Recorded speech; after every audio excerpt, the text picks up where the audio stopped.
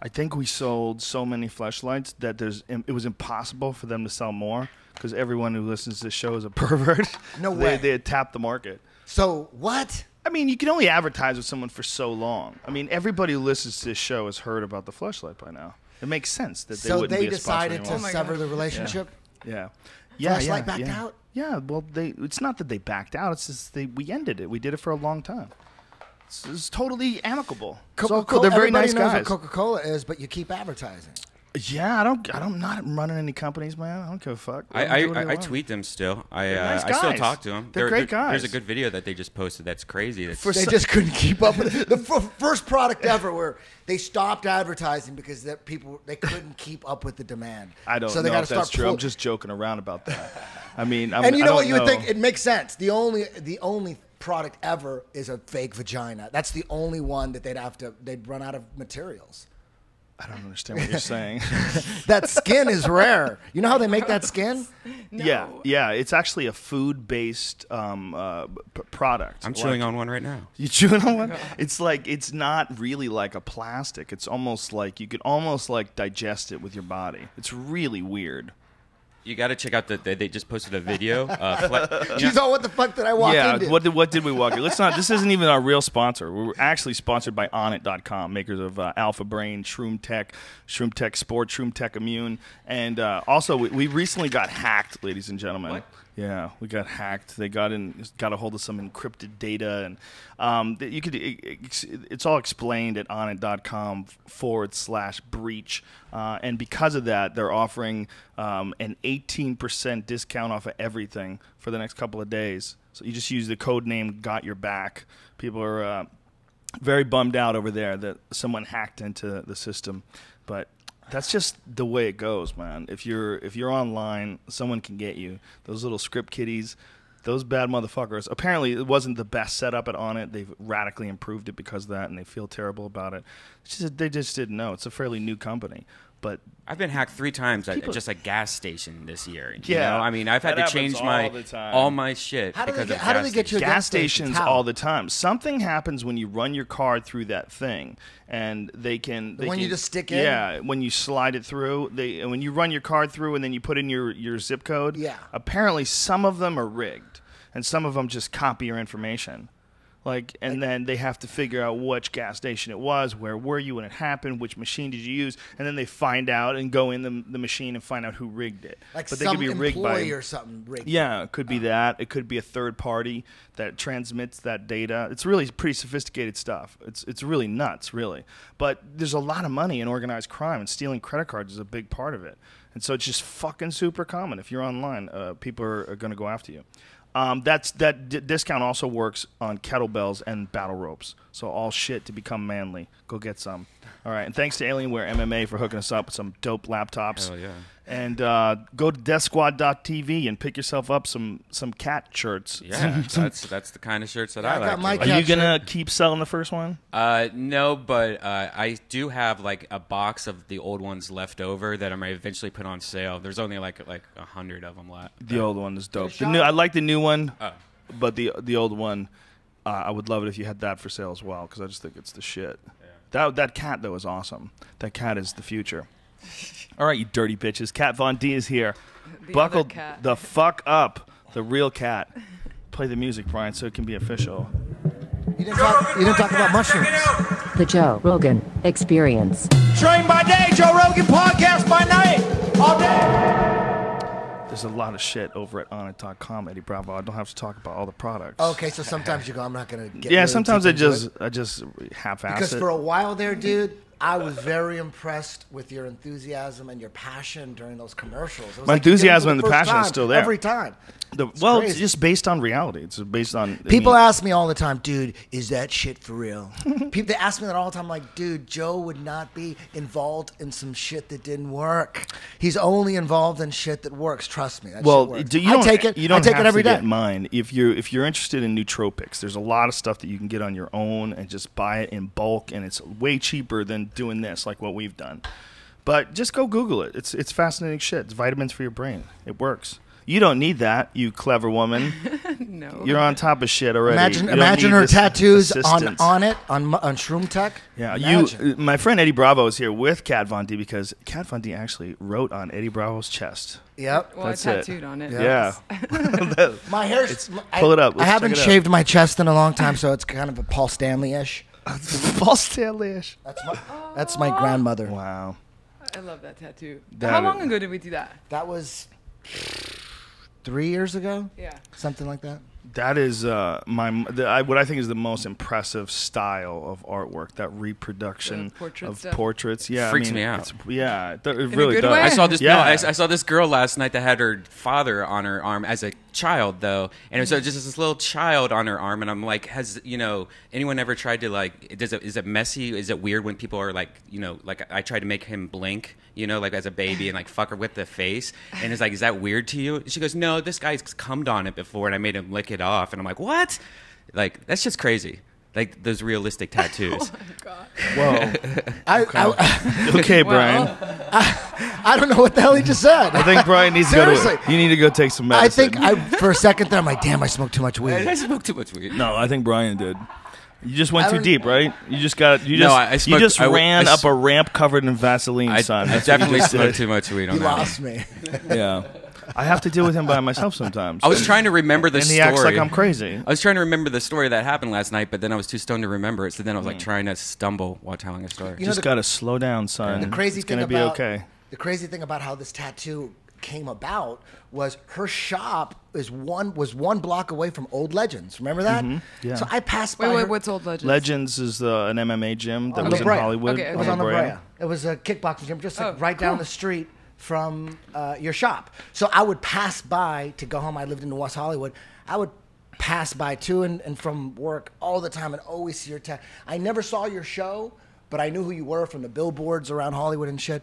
But I never, ever, not once thought about ever getting a tattoo for me. I just didn't think about it. I had my And then guy, what happened? My guy Carson Hill. I have this tattoo artist who's awesome. Name is Carson Hill. He's in LA, fucking amazing. But I'm cool with him. I'm only gonna let him fuck with my shit now. That's what I was thinking.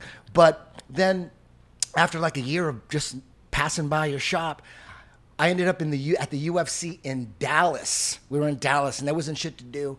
And I used to work for the UFC, and I'm sitting there in my hotel room, and the Alma show comes up, that Alma Awards. Oh, yeah. It's like I was there. Yeah, yeah. With my mom. I took my mom. So I'm watching the Alma Awards. It's the Latino Celebrity Awards or whatever, Yeah. and I'm watching that. Me being Latin, I'm like, oh shit, I didn't know that white dude was fucking half Mexican. Like actors are coming up and rock Oh, I stars. thought you were talking about me. I'm like, No. And then Kat Von D comes up, and I'm like, oh shit, she's Mexican. Holy shit, I Well, didn't know I was that. born in Mexico, but my family's from Argentina, so I am Whoa. Latina, but I'm all mixed Yeah. up. So at that Damn, point, your family's from Argentina? Yeah. Wow, that's cool. Yeah. So at that point, let me finish Okay. this real quick. So at that point, now she's in my head. I'm like thinking, oh, she's Mexican. So that was Friday afternoon. Monday, first class. After class, it's 11 o'clock at night. I'm driving past her shop. It's closed up. And I'm thinking, oh, wild hair, just a delusional thought. Hey, maybe I could get her to do a tattoo on me and film it and put it on my show. Me Because- thinking like she would actually do it. I'm thinking for 10 seconds, I'm thinking, that's a good idea. But then as I made a right on Santa Monica Boulevard, I'm like, she's so famous, she would never do that. I'm like, what a crazy, dumb thought. I go home, take a shower, to get a late night bite to eat at Kitchen 24 by myself. I just walked in. On and Coinga. Yeah, and I sat there, and this girl comes up to me that I knew from a long time ago, Jason's ex-girlfriend, Jason Chambers' ex-girlfriend, comes up and goes, Eddie, what's up? And she gives me a hug, goes, oh shit, and she looks at me and goes, you should let Kat Von D tattoo you. I'm like, that is crazy, because I was just thinking that an hour and a half ago. That's insane, or whatever. I'm like, that's a pretty crazy You're like synchronicity. telepathic. And then she goes, no, but I'm serious. I could actually get you on the show. I'm like, what? He goes, yeah, I work on the show. They hired me. This shit ain't real. She was I swear such to an God. idiot, that chick. No. And it's just interesting that you came in riding on that vehicle because, like, Yes. it was really honestly would have probably worked more against you than for you, but somehow No, you what made it happened through. is she was bros with the casting director, and she goes, the casting director She loves wasn't UFC. bros with anyone. Well, she did get me on the show. Yeah. She did. And for that, I am grateful for. Oh, well, thank you. So she It's said, funny when shit works that way. When you have some weird idea Isn't and all of a that sudden weird? it becomes reality. The and you're next like, morning, I meet the casting director, and he said, let's do it, because he's a big UFC fan. And I was just right there on the show. And you know what? They originally, they go, Kat is very picky on who she does tattoos with. It's true. So if she doesn't pick you, will you go with the other two? And I said, no. Were you on the fence at all? Well, it's when we would film the show, there was like a screening process. So like I would get these like lists of different ideas and requests, I guess. And so I would, based on the artwork, I would filter through and do the ones that I knew that I was capable of or I'd be excited about. But they wouldn't really tell me much about the person coming in because they wanted it to be all natural on camera and stuff. So I didn't know. I think I knew very minimal, other than your name. I didn't know. Yeah, she didn't know. She just, She said, didn't know. Very strange. Yeah, I said I wouldn't do it. I felt it was so crazy that I thought of it that night, and an hour and a half later, some chick makes it happen. I thought it was so crazy that I said, no, I won't do it unless Kat does it. I'm not interested. Yeah, that is really odd when things like that happen. Because there's no denying that, like, statistically, put that shit on paper. How crazy put, is that? Put the That's a thought real story. into your head on paper and then meeting. What are the odds of that? Yeah. That's like fucking millions to one. It's almost like the story of your life is like the writers are working on it less, and it's just getting shittier and easier for things to happen. It's like instead of it being some complicated fucking War and Peace epic of complicated intertwining personalities. No, you just think about some shit, and the next day you get a phone call. It's like, Yeah. what? No, an hour and a half later. Imagine if you she comes had, up, hey, you should- imagine if you had like a bunch of magic gifts and you didn't know about them, and you were just using them on tattoos and shit. When you could, maybe fly or breathe underwater or something. Like you might have had a magic gift and you made it happen. Maybe get a handful of those in your life. Yeah, I told him, and you just decided to do Blew that it on and a make it tattoo. happen. Yeah, it's crazy. Actually, when you think about It it, was insane. It would even if you had like little magic, like the ability to make something happen, a few gifts like that in your life, you're really not going to be able to do anything that's truly supernatural. I mean, that would have already been done already. So, like when you look at someone who's got like a tattoo is actually one of the best things you can do. Get something that's permanent artwork on your skin that to you I know means an incredible amount, and to get it from someone like her, and to get it all in like one bit, that really is better than like most magic tricks. That, I mean, really, insane, right? It's fucking insane. incredible. I was trying to tell the story to the producers. They didn't want to hear that chick because they didn't want to hear that one of the chicks that worked on the show like pulled string. They didn't want to make that part of the show. And the Yeah, because story. it breaks the Yeah. walls of Yeah. reality. Yeah, when I was Yeah. telling that story, I'm like, I got an incredible story, but they go, we don't want to hear that story. Oh, that's That a great story. involved- Why wouldn't they tell that story? Because then it shows 'Cause it's- that someone yeah. got dragged in and pulled. But there was some I think strings. too. I think it's smarter on the. I mean, the relatability on that in comparison to your actual story. Like what you do and what it took to get you there, and the meaning behind the tattoos. A lot more, I guess. It resonates with the viewer much more than saying, Yeah. "Oh yeah, hey, Right. this is a Hollywood moment. I was at fucking Right. cafe." But well, then at the I same wouldn't time- think of it as a Hollywood moment, though. I think for him, it's just a crazy piece of synchronicity. It's Yeah. like, Yeah, and I think we ended up actually talking about that kind of stuff anyway, like throughout the. Yeah, the yeah. session, so. I may Are have you- told you that story before. Am You I probably what? are you forgot. a big fan of synchronicity? Do you experience in your life? Yeah, I'm a big fan of being the master of your own reality. I think it's not so much about wishing your way through something or manifesting it, but I think certain mental attitudes or mentalities that are more productive than others. Well, we know that certain attitudes. I mean, you've talked about it, like that John Sarno back thing. Like if you have like some sort of a like you could be upset or angry at things and have a bad back and think that your bad back is actually like an injury. Sure. And it's not even an injury. It literally is your own brain causing your body to knot up in some sort of a crazy way that's painful. It deprives.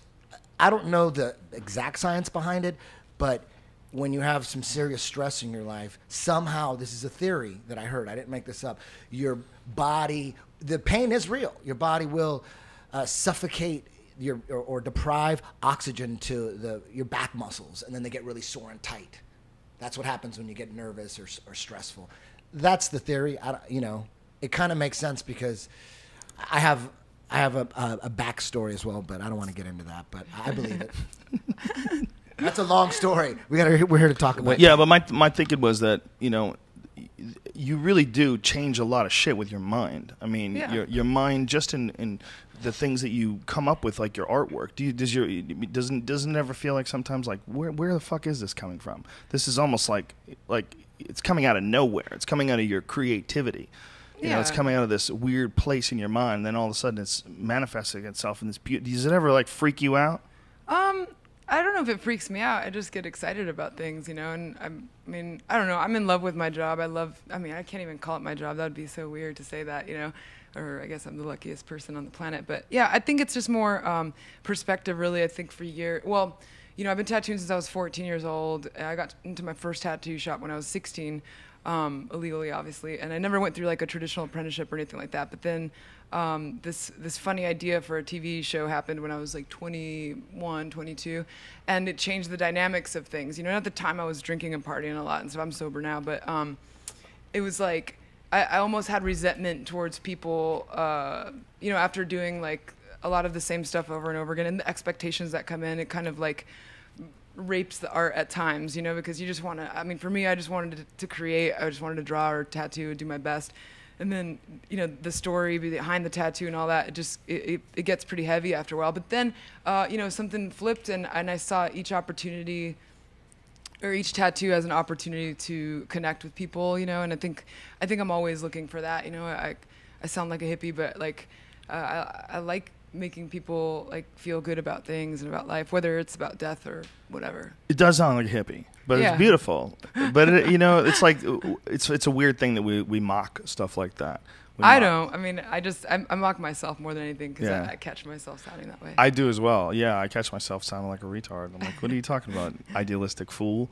But synchronicity. But that would be the best way to live if we all could figure out how to tune in like that, and everybody could. I feel like I'm always at my most creative when I'm being like generous and kind and nice to as many people as possible, and experience the, a good connectivity with all the human beings you interact with. Totally. You feel better. You feel like it's working better. Things well, I better think you improve. recognize your power as an individual, and I think like intentions are really important. There's like this little thing that I do, and I think I've only told like one person about it. At the end of every tattoo, I put this paper towel on the tattoo, and I put like witch hazel, which is like a natural astringent and stuff, and it's like I always like hold my hands over it for a minute, and I think that the client most of the time thinks I'm just like cleaning it off or something, but in my mind I'm thinking like several words, and this is really gonna sound like a crazy, I don't know, like voodoo hippie thing, but I just think these 3 words, and it's like a transfer of energy and whatever. What are the 3 words? Awesome. Oh, I'm telling you. You can't tell me the 3 words? Really? What are they? Secret? Yeah. Come on. It's They're just words. It would kill be the magic. Why would you? No, it's impossible to kill It's her not- magic. yeah, It's I know. impossible to kill Unless your that's magic. something like rainbow chicken salad. Then No. we're No, like, oh I yeah, wanna maybe we hear should have that. kept it a secret. No, I want to hear it. Why can't you tell us? It's just words. it's not just words. I'm just kidding. Well, I mean, I think but you would help you know, people. You'd would fire it- them up. would Maybe it- they start doing that with their life. Well, I mean, Start using people your have words. mantras and stuff, and whatever works for you. But they want to try the Cap Von D mantra. It's been so 'Cause it's successful. worked. They're Yeah. gonna, once it's Come on T-shirts, on. then forget it. Well, It's maybe you over. have some magic. You should give it up. I do have magic. We all have magic, but no. The purpose being is that there's like intention behind everything you do, and I think that's really important because there is like a physical aspect of energy. When people like vibes and all that stuff, there's actual energy that you're putting out into the world. So And focus. I mean, we all know when someone's not focusing on us when you're having a conversation, Yeah. when they're looking at their phone or doing something else. Yeah, or like when you meet people and they're just dickheads, or they're angry, or they're having a bad day, Yeah. or it's hot, or whatever. And I've like witnessed it before, where I can like bring presence or positivity into a situation, where it's like I recognize my power to do that. And it's like I remember one time I was driving down La Brea, and like I got the chick behind me wasn't paying attention, and she totally crashed into my car. And then the guy behind her wasn't paying attention, and he crashed into her, and his airbags went off and all this shit, and I'm like, my car is like pretty stealth. It's not gonna get I don't even think I got a ding on it, and the cars behind me were just like tin cans. And I just remember going, like, getting out of the car, and I mean, I'm wearing like full leather and just like tattooed and just like, oh, you know, and I'm like, that could be pretty intimidating. And I'm like, oh, okay, I'm gonna consciously like make these people feel okay, you know. And like she rolled down her window, she's like, ah. And I just remember going, hey, are you okay? And just like looking at her in her eye and like asking her if she's okay, and she just like softened. And after, like, Don't kill me. Yeah, by the end of the, because I could have you been look like like angry. some crazy gangbanger chick. Yeah, you look like you could do some damage. Yeah, if I was a chick, I would be so bummed out if I rear-ended you. Nah, and no, afterwards we were all laughing about That would it. suck. It was cool. And I think that we have the power to do that. Most people get all like up in arms about things, and I just realized. I read it is what it something is. when I was a kid that nothing has any meaning other than the meaning that you give it. Yeah, totally. And Yeah. you could force things to be positive. You could force all negative situations to be opportunities for growth.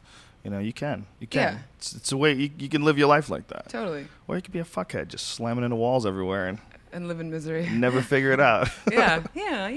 You got your first tattoo when you were 16? No, I got my first tattoo when I was 14, actually. Holy Was it shit. good? Yeah, I still have it. It's like a little J on my ankle. It was for my first love ever, and we did it for like 3 years. And Wow, that's intense. Yeah, I ran away, like Whew, that's moved some- across the country on a Greyhound bus. How old were you when you did that?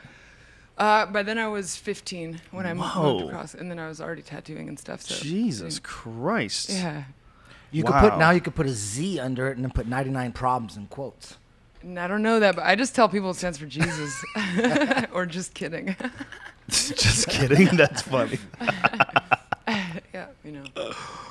Wow, that's a really young age to be traveling I know, across the my country. poor parents, man, and I had a hard time, like, I think forgiving myself for a long time because I'm really close with my dad and stuff. He actually like lived with me up until recently, and he got his own place, and I was pretty bummed about that. But yeah, at the time I was like, oh, you know, I never wanted to hurt anybody's feelings. I just really felt like the need to do this thing that my family didn't understand, you know. And they're from a different culture, like I said, and stuff, so they weren't really prepared for, you know, they assumed like tattooing, oh my God, you're like a hoodlum or a gangster or a drug addict or a hooker or whatever, you know.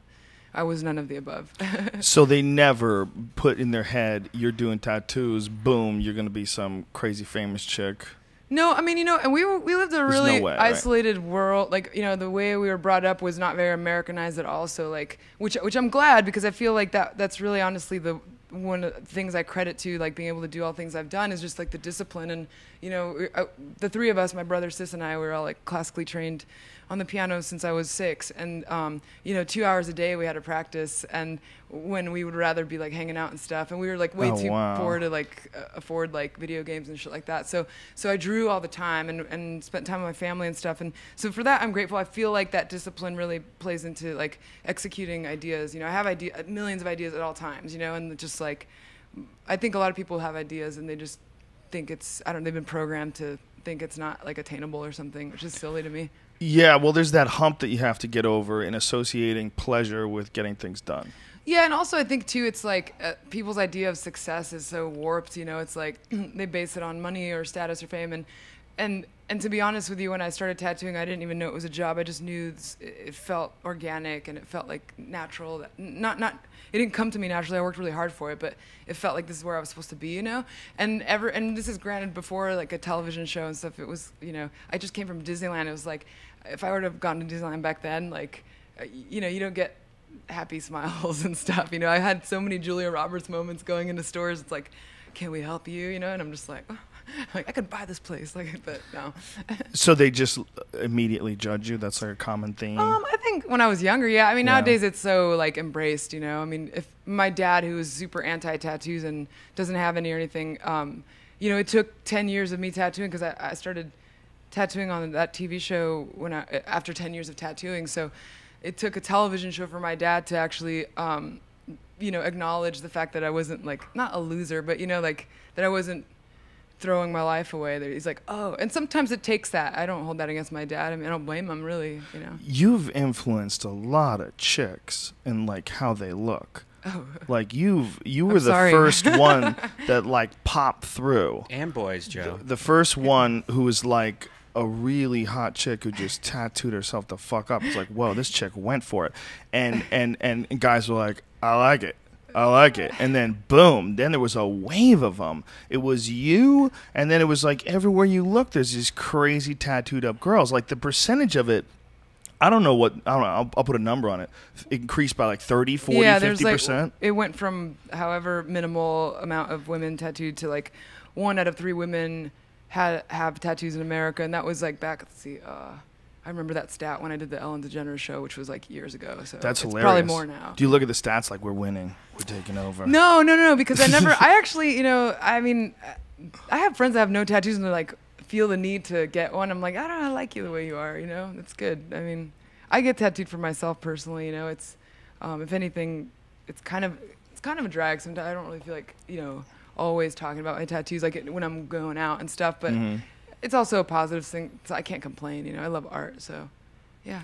Yeah, it's a weird thing with people. If they either have them or they don't have them. If they don't have them, they could never imagine. I could never imagine. Yeah. Could never imagine drawing something. It just stays on you forever. Suicide Girls, they owe you big time. You blew that company up, right? I don't Well, know. that whole look. They need to worship you.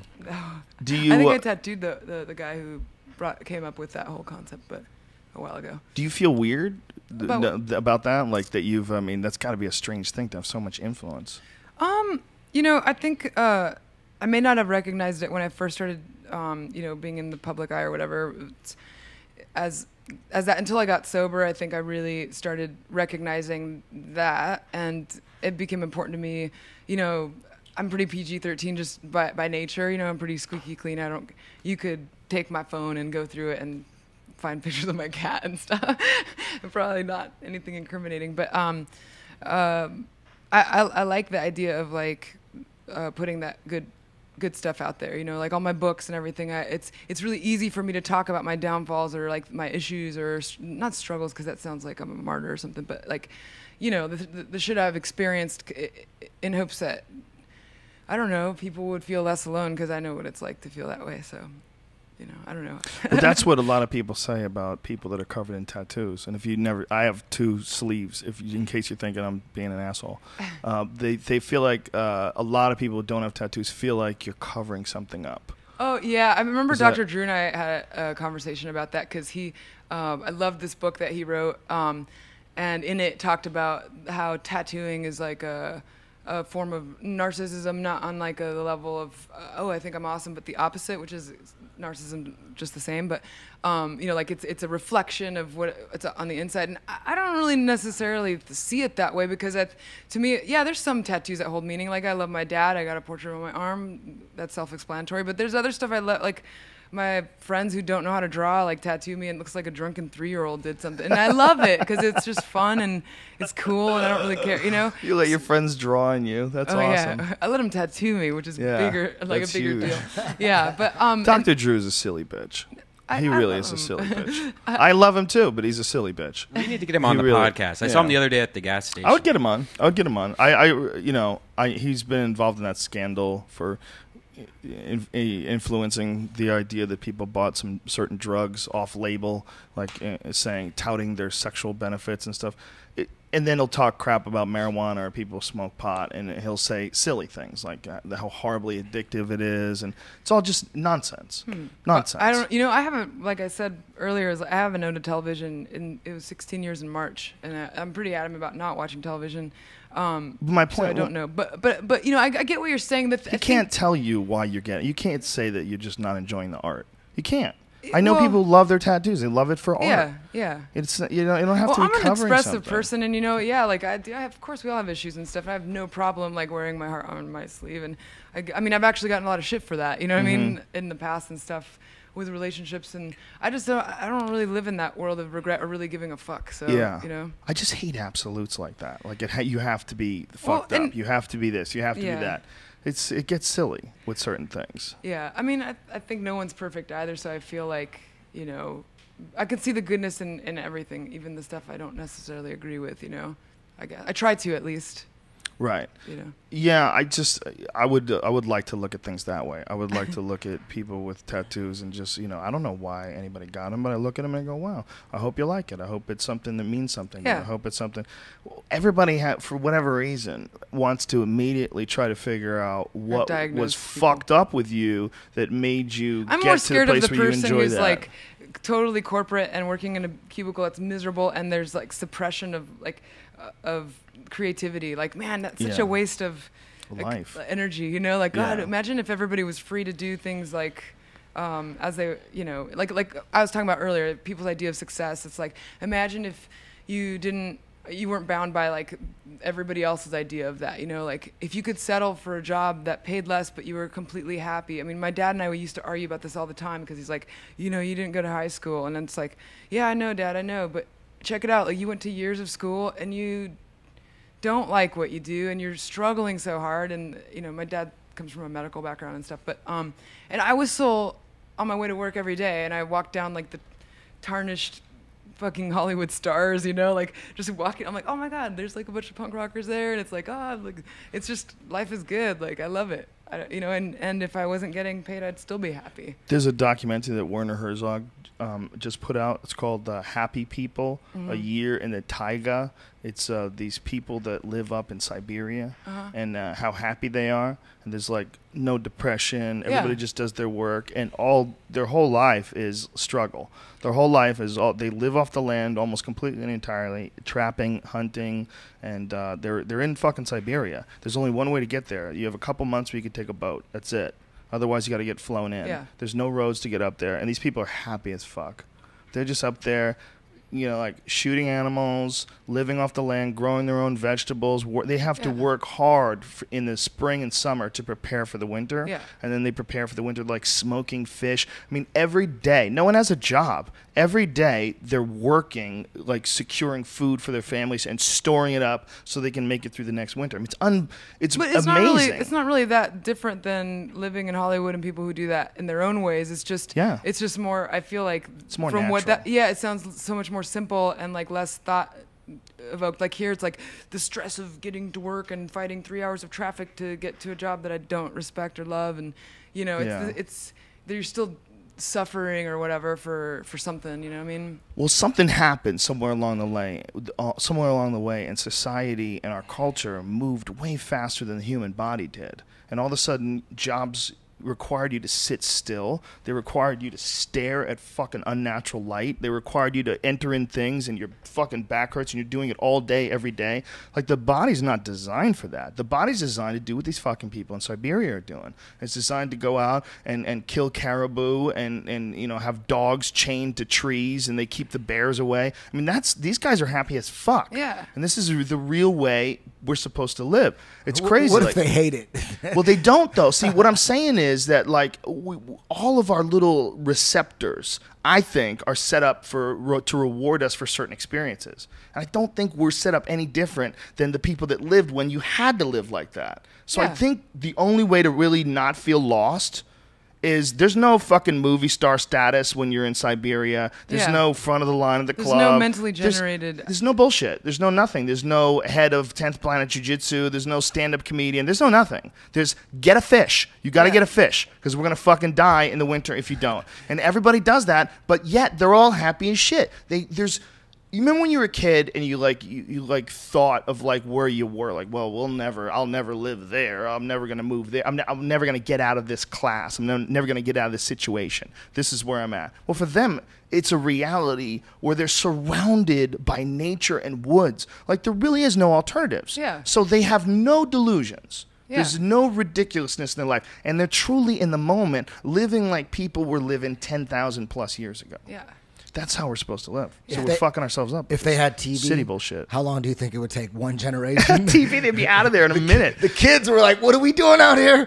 Yeah. Looking at MTV. Kat No, Von they D would probably change the way just- they all look. They would get scared. I want tattoo, mommy. In 1 month, they'd all want tattoos. They'd be making homemade tattoos of beaver teeth and shit.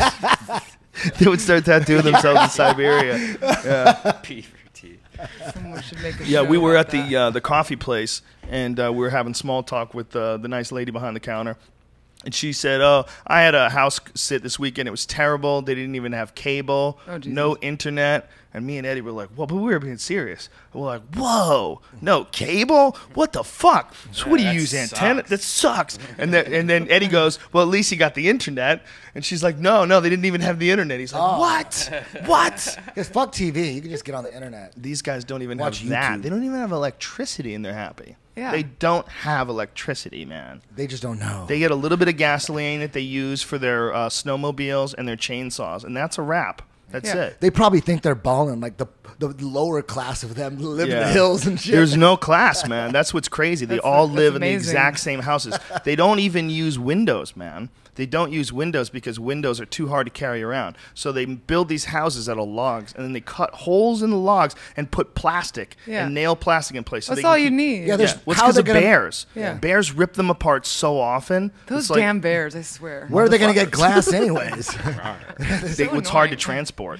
Yeah, it's they could bring get shit? it. I mean, they got chainsaws. They're not making their own chainsaws. They somehow or another got chainsaws either taken to them on a boat or flown in. Somebody gave them a few tools. But they make boats with a fucking big piece of wood. Yeah. They just drop it down and hollow it out and make this canoe. And that's how they live every year. It does never change. And yet they're happy as fuck. It's Yeah. really weird. Because to us it would be hell. To the lady who works at the coffee place, she was bumming out that she didn't have cable. These motherfuckers are That's fighting so funny. mosquitoes like you've never seen. Because the mosquitoes are only alive for like a couple of months. They only got a couple of months in Siberia to live. So they go gangster Yeah. in giant swarms. Like you've never seen anything like that. And they don't have any raid or any shit like that. So they have to cover themselves in tar. They make a tar with bark. They cook the bark down to a tar and then rub it all over their face with like oil. Fuck that. Fuck that. I'd be gone. I go, fuck this Can you peaceful imagine? shit. You've never seen mosquitoes like this. That's horror. Well, that's one of the beautiful things about LA is that we're not supposed to be here. So life doesn't like it here either. There's not that much here without us. It's not that much water. There's so not there's supposed to very be few grass. bugs. Yeah, there's very few bugs. Like in the summers in the East Coast, it was fucking terrible. Especially like in Boston, if you lived anywhere near a lake, anywhere near a body of water, the mosquitoes were horrendous, man. Yeah. They would fuck you up. Nothing like Siberia, dude. You don't see shit. Yet they're so happy. Yep. But then again, you wouldn't be happy that way. You Maybe. wouldn't be happy. No, you wouldn't. Not if you know your life now. You love tattooing. You love, Yeah, you but love. that doesn't define me. I mean, That's I don't true. know. You could adapt. Yeah, of course you can. Do you think you could be a Siberian princess? I don't know if I want to be a princess, but Be up there I'd be a beaver trapping warrior. and shit. A warrior, yeah. That would be cool. Do for both. The first A couple of months days. a year. Fuck it. You go live with them. Until you realize they have no cigarettes. You're like, shit. No cigarettes? Like, I want a cigarette so bad. You're like there for 2 days. And someone will give you some rolled up bullshit that Yeah. tries to claim as a cigarette. One issue of Inked magazine would destroy that culture. Yeah. Oh, anything would destroy it. Access to some other things would destroy it. The idea is that it takes the body somewhere between 10 and maybe even possibly 20,000 or more years to completely change. Like completely change as far as like for you to have a genetic response to adaptation to change. To like 10,000 years for us is a long time to a human being, but to species it's really not that much. Yeah. So in order for things to like decide that they're moving in a certain directions, then they start changing. And that's one of the things that like the really controversial ideas behind autism is that autism is not necessarily a benefit, but that autism might be a new possible way that the brain can operate. With some like Sure. really high functioning autistics, Yeah. it's like what they're showing is like even though it's coming through in a disease, and even though it brings with it debilitating social issues and shit like that, the positive aspects of it, like a kid that can look out a window and then draw the whole Sure, fucking or play the skyline. piano, like, yeah. What that is representing the next stage of human evolution, and that all the information that we're getting from sitting in front of computers, from interacting with each other in a way that no one has ever been able to do before, the brain is just going. We're just redlining that motherfucker. I can't wait to be able to buy that upgrade. Can you imagine that? Just I be wonder like, if I that's want going to that. be available, It's going to be Brian. a pill. It's going to be a pill. It's just going to be like, we're going to fuck up your brain a little. Right here. Most likely, if you listen to like the real futurists, it's going to be some sort of a hybrid between a human and a computer. It'll be something where I'll be long gone by then. Thank You God. think so, but I don't know so. about that. I want some autism Dude, pills. I don't think so. I don't think you'll be long gone. I think you might experience that. And I don't necessarily think it's a bad thing. I think everybody's worried about every new possible technological thing as being something that separates us from each other or something that... I'm not worried about it. It just seems like a lot of energy to waste on thinking about. I don't know. I mean, then again, I'm not like a big fan of like reading fiction. I guess. I mean, You're not a sometimes- fan of fiction. You don't even have a television, right? No, I mean I have like a movie screen. I can watch movies. So you watch movies, but no Sometimes, TV. yes. I like documentaries and stuff like that. But you try to avoid TV. No, I do avoid TV. I don't like forced advertisement, and I don't like. Well, no, I don't want to complain. I just think that You can't complain I'll because, tell you what, right? Because you're on it, right? No, I mean I can. No, Well, I you could come go- in, you could. You can yeah, complain. I You could- mean? I mean, I could easily. I could more. It's easier for me to talk shit about, like, point out all the downfalls of my television show versus anyone else. So, like, in vague terms, I think that my problem with it, or the reason that I stay away from it, aside from just being, I got too many ideas that I want to do and I don't have time, but like, is that I'm too sensitive. So like I get heartbroken by billboards. Like, seriously, there was like a movie. I remember there was like a movie and they had billboards everywhere. I don't remember the movie. It was like, you know, Ashton Kutcher and some like hot chick or whatever. And like, and in it, he's like buttoning up his shirt. She's like buttoning up and she's wearing his shirt and she's like getting out of bed and it says something about like no strings attached or like friends with benefits or some shit. And I was like, that's so sad to me. Like, that's like the opposite of love. Like you guys just like have sex with each other and there's no, like, I could never. Wow, and you almost cried looking at a billboard? I mean, if I think about it too much, yeah, I do. So it's like if I were to sit there and watch these television shows where the premise is to, like, you know, there's a rich guy and a bunch of girls are fighting over this guy and they're using like their tits and ass as qualities, it's disheartening. So I mean, I sound like an old lady because no, you don't. I get it. Every time I see a Circuit City, I feel that way, like an abandoned Circuit City. It's depressing to me. I get sad. There's just an absence of true love, and I guess the romantic in me gets saddened by that. Same with music. I can't listen to music that's too. You can definitely get affected by some shit, especially if you don't know it's coming. Like, and you flip it through the channels. There's some intense fucking movies on. Like, that you know, you just flipping through. Like, I watched Straw Dogs last night. Do you know what Straw Dogs is? I haven't seen it. There's this insane rape scene in this movie where I turned on the movie right when it was going on. I was like, what fucking movie is this? But for the rest of the night, I was all fucked up. I mean, it becomes, I don't want to say anything about the movie. The movie's very good. But it gets really fucking intense. Whereas, like, the rest of the night, I was fucked up. And I ordinarily wouldn't have watched it. But I didn't know what it was. I was just pressing buttons. And then, boom, it came on. Yeah. And fucked my head for the rest of the night.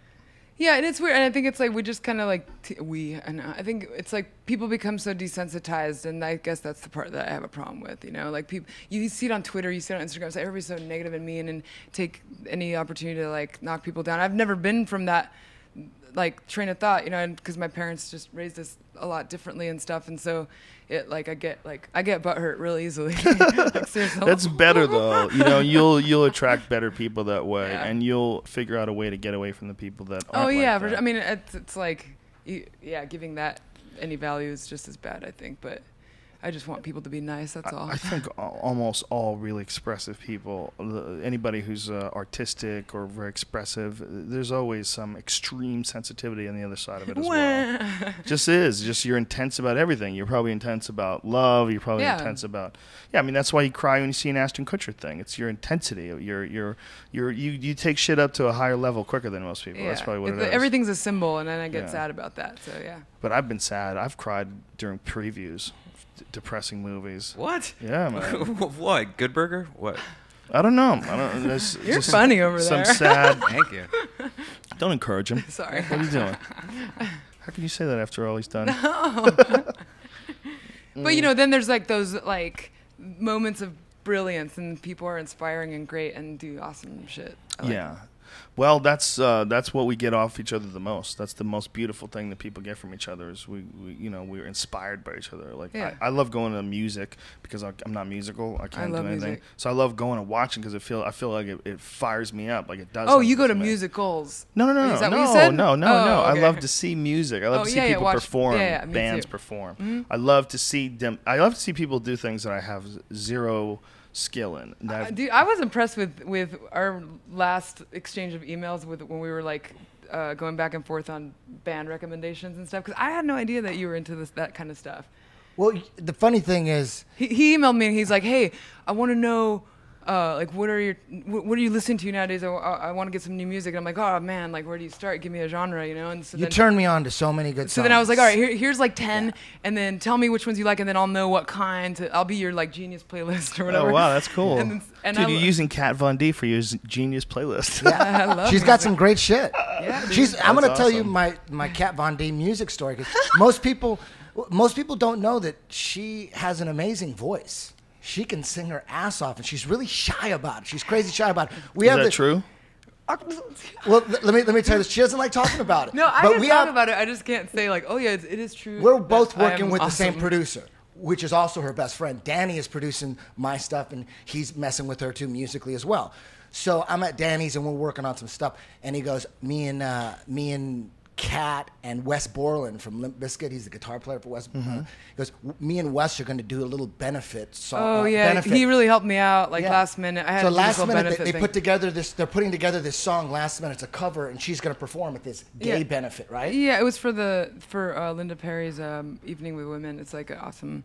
Yeah. charity. So Danny's telling me, and Danny, he's like, man, we're trying to put together this song. This could be So a we had like less disaster." than 48 hours to learn this song. It was like that Bronski Beat song. I love Bronski Beat, and I mean, I ended up just like reading it from my iPad as I was trying to totally fucked it up. But it was fun and it was great and stuff. But then I think I had been recording that night at Linda's, and you were at Danny's, and I was really excited because I had like gnarly stage fright issues like for the last year and stuff, just whatever. And so I finally grew the balls, I guess, to get over them. And so obviously Danny's my best friend, and we're gonna be working on music. So I was like, oh, hey, I want to come over. It was late. I think it was like almost midnight or something. Yeah, me and Danny are working on stuff. And Linda Perry, for those that don't know, she was the lead singer for Four Non Blondes. She produced Pink's second album, which went fucking skyrocket. So Linda Perry is a massive music Well, I producer. mean, she Linda's also did like- Christina Aguilera too. The big "You're So Beautiful." No matter, she did all that. Keep shit. singing. I want to hear this. No, but so Linda Perry's a huge producer. Stop.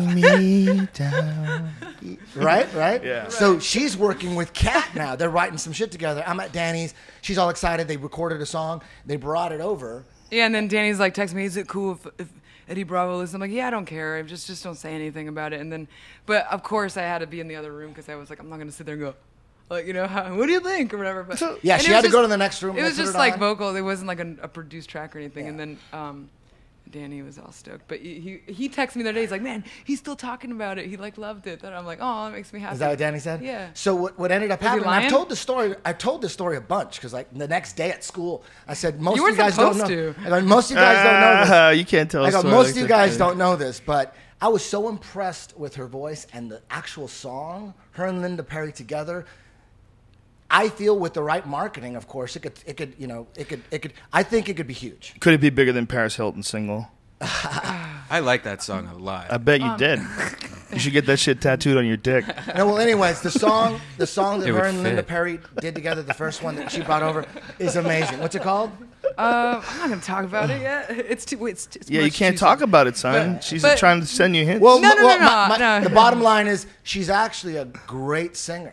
Yeah, Her voice is amazing. When I see your artwork, I think you'd be good at anything you wanted to be. You'd be amazing at if you thanks. can draw that well. I mean, that's like some really high level shit. You could do that with anything. I really believe that. How many I believe that with anybody who's super awesome at anything. How many bad tattoos do you see a day of people just coming in with like? I mean, have you ever seen one that you're just like, wow, that's the worst tattoo I've ever Well, seen? I mean, there's such a big difference in like personal preference versus technical aspect of things. So like, I mean, there's some stuff that's not necessarily technically. It's like everything else, like music. It's like technically might not be the best singer, but the charisma's behind it, and then, you know, blah blah blah. I mean, Well, there's that style that the what was the T-shirt? Ed Hardy. That Ed Hardy sort of like style. the old school 1950s Yeah. like traditional stuff. Yeah, It's which not that artistic, but that's like I mean, people like that it's look. its own art, you know. And I Yeah. didn't understand it for a long time. My ex-husband was like really into doing that kind of artwork, and he's really great at it.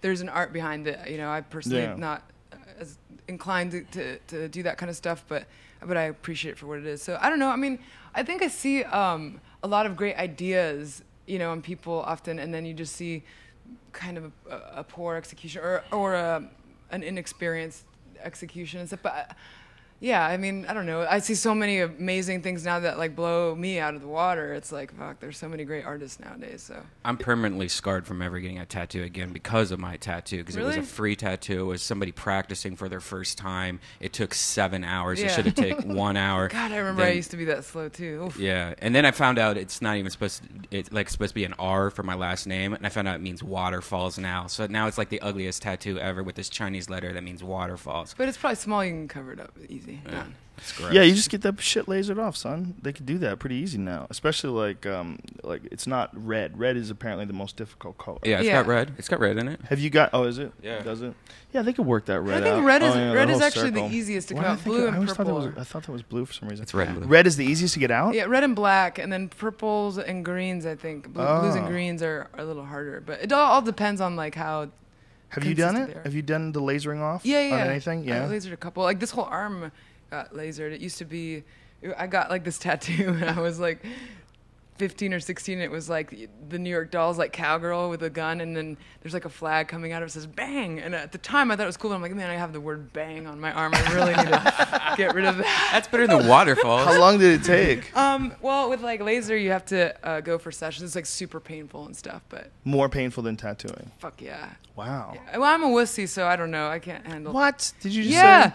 yeah. You have tattoos all over your body, and you're telling me that you're a wussy. Oh my god! Ask anybody at my show. Like 15 minutes, and I tap out. Like I can't do it. Those are all 15-minute tattoos? No, this was all. A lot of them was under the influence of alcohol, so it was a lot easier. But now, like Back in the day, the dizzy, yes. things were easier. Oh yeah. Remember that one time when I drank too much? Oh, do I remember it? I think we have that on video You somewhere. just you saying that is hilarious. Yeah. Because Oh, I was can it just really? go through a Rolodex in my head of any moment that sentence could apply to. He wrote a blog about my alcohol problem. Do you have one? No, I don't have an alcohol. I'm not an alcoholic, but No. I will drink a lot Oh. like, on special occasions.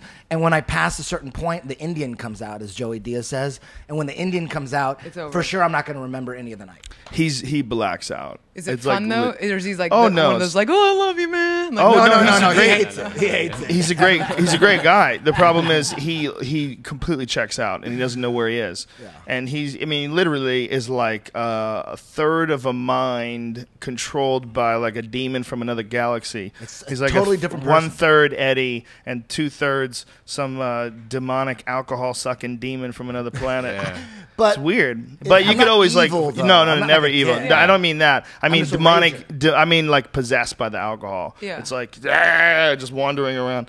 He doesn't know what happens until the next day when he sobers up. And you have to tell him what happens. Like I can't. I've had to like get his hotel door opened by security, banging In on Germany. his door in Germany when we were supposed to leave. Bang on his door. Finally, the door opens. Okay, we get the door open. Eddie is lying in bed with his cowboy boots on, and the light and is on. nothing else, and just a smile. The light is on. He's completely, I just completely out cold.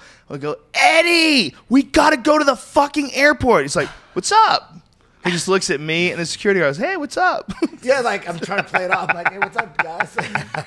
It was. That's not the worst story. That's not even the worst story. The car one is Yeah, the crazy the one. car one is the worst. I talked to him. It was like I was having breakfast. It was like 7 o'clock in the morning, and the car was going to come at 9. And he calls me while we were having breakfast. He's still fucked up. I mean, he is fucked The up. plan was to drink all night and walk onto the airplane Yeah. and then sleep all the way back. Yeah. So like I mean, stay up all night, right? Yeah. So go ahead. So, I go, are you fucked up? Did you stay up all night? I say, yeah, fuck yeah, man. I'm gonna power through.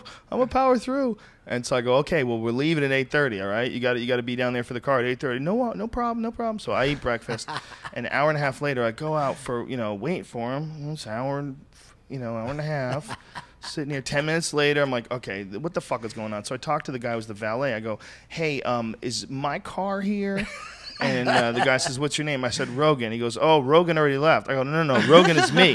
He goes, no, Rogan already left. I go, what did he look like? He said, well, he had long hair at the time. He said, long hair, tattoos. I'm like, that motherfucker. So I call him up. And first of all, he answers the phone, then just hangs up. I was like, because shit, I'm in the back couldn't of realize. I'm in the back of this car, and then the phone. He didn't even know what he did. I wake up and I see it's Joe calling. I'm like, what? I go, what's up? He goes, you took my car, and I hung up. And we're on the Autobahn, and I tell the driver, I go, where are we going? He goes, we're going to the airport. I'm like, oh, shit. And then he keeps calling I don't back. think that and was don't know the what to say. Autobahn. I don't know what it was, but we're I flying. think it was on just the a freeway. regular Just a highway. Cinnabon. Well, it sounds like a good time. Yeah, it was Yeah. ridiculous. Yeah, so then I woke up in I the kept car. sending it to my message, my answering service, or whatever, and I had to figure out what the hell was going on. And then I finally answered. He's so fucking mad. I'm like, holy shit, I'm sorry. I have no idea what happened. I just woke up in the back of the car. I don't remember the whole night. I must have passed and just jumped in his car. But this was like total, like if Eddie, there's a certain number of drinks where he gets over, where he'll just disappear, and he's gone. The Aubrey story, the Texas one. Don't Don't get even go into in that. that. Don't even. I brought that up. But I wasn't. no more. I was just gonna bring up the end. What? He's You know what else shaking I his head just- no. You know what else I found out? I found out my cat in Japanese means waterfalls. So now I'm that's like perfect. thinking What do you something's th- fucked up with waterfalls. What are you talking? no, What that cat in means it's Japanese? Teki in Japanese means waterfalls. I found out the other day. So you're Japanese. fine then. You should be celebrating your tattoo. I don't want to go chasing waterfalls this much for some. No, I need to know why. What's that song from? What was that band? TLC. TLC. That was a sweet song. I'm never going to walk in the ocean because I might come out a blob. Brian, you need to go outside and get some air. So what are your plans for your music? What's the plan? Well, I think the coolest thing I think with Linda is like we're just we're moving forward without any. Deadlines. No, it's not the deadlines. We have goals, obviously, but it's, like by summertime, I think it should be done and out, which is exciting. But I think it's like we're not really congesting our thoughts with anything right now. We're just writing music without outside voices, no reference, just. So you said you got over your stage fright. Are you going to start doing live performances? Oh yeah. I'm putting a band together. And Yeah. it's You going to go on tour? Yeah. Holy Fuck shit! Yeah. Wow. She's gonna be a rock star. Watch. Are you going to be a rock star?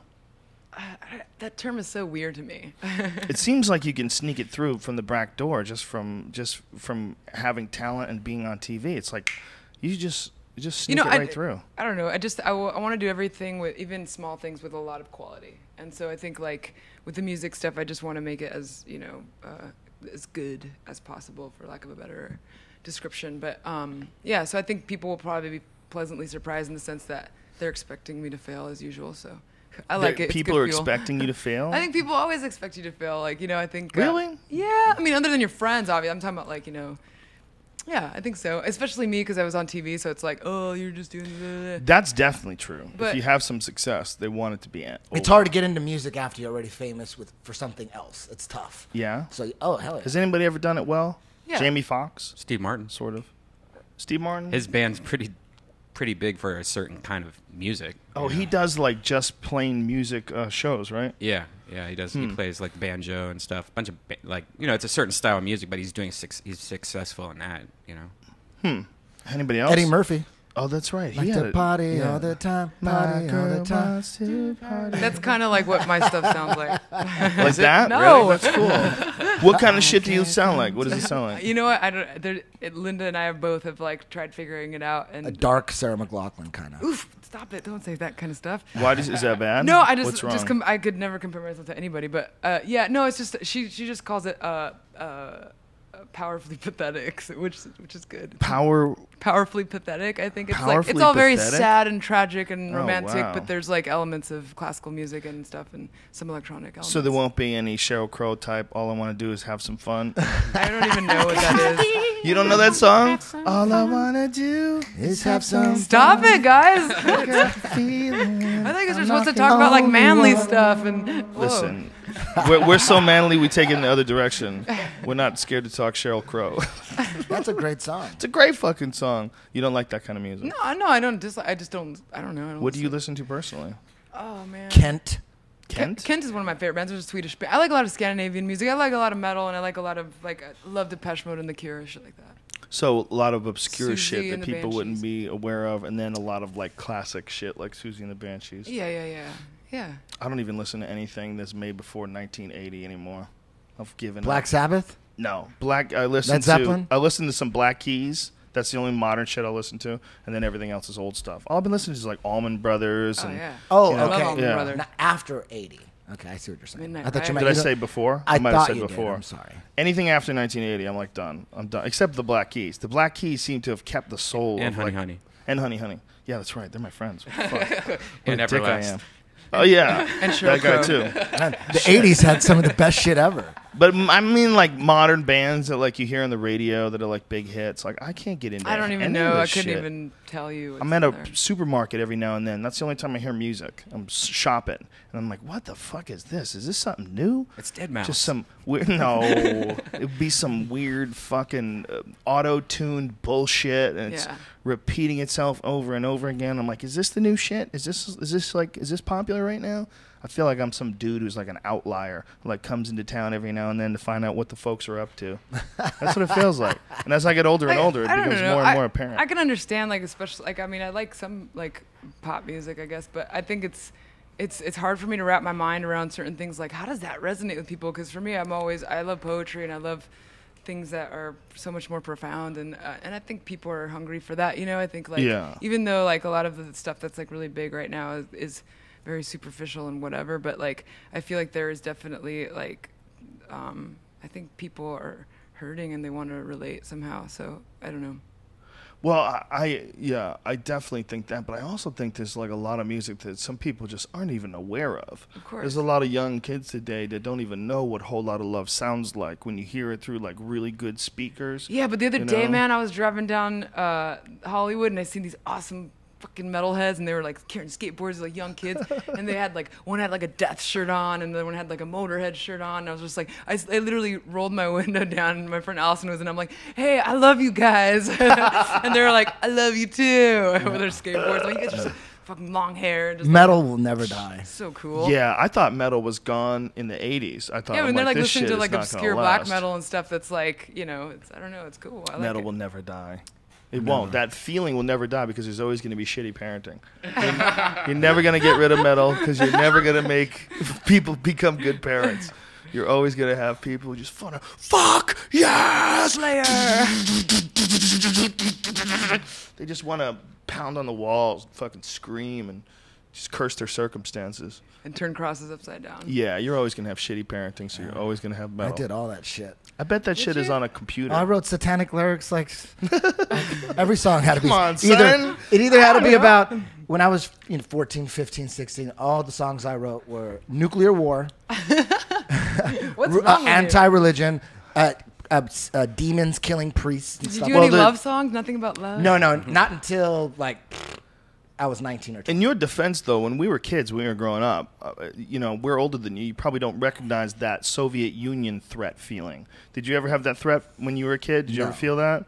See, when Eddie and I grew up, we were really worried that we were going to get in a nuclear war with the Soviet Union. Really? Everybody, oh yeah, That bro. bad? Bro, everybody did. Dude, I'm nuclear telling you. war was It was such a so popular- close. Is that like, it was so like close? when dinosaurs roamed the earth? Dare you? Right? How dare you? Look, it's possible today, but back then it was Like- not yeah. just possible. It seemed probable. 70s, like late 70s, is it? Late 70s, early 80s, everybody Yeah. thought we were going to war with Russia. That was a fact. Until Ronald Reagan and Chernobyl effectively bankrupted the Soviet Union. That's one of the big things that brought it down.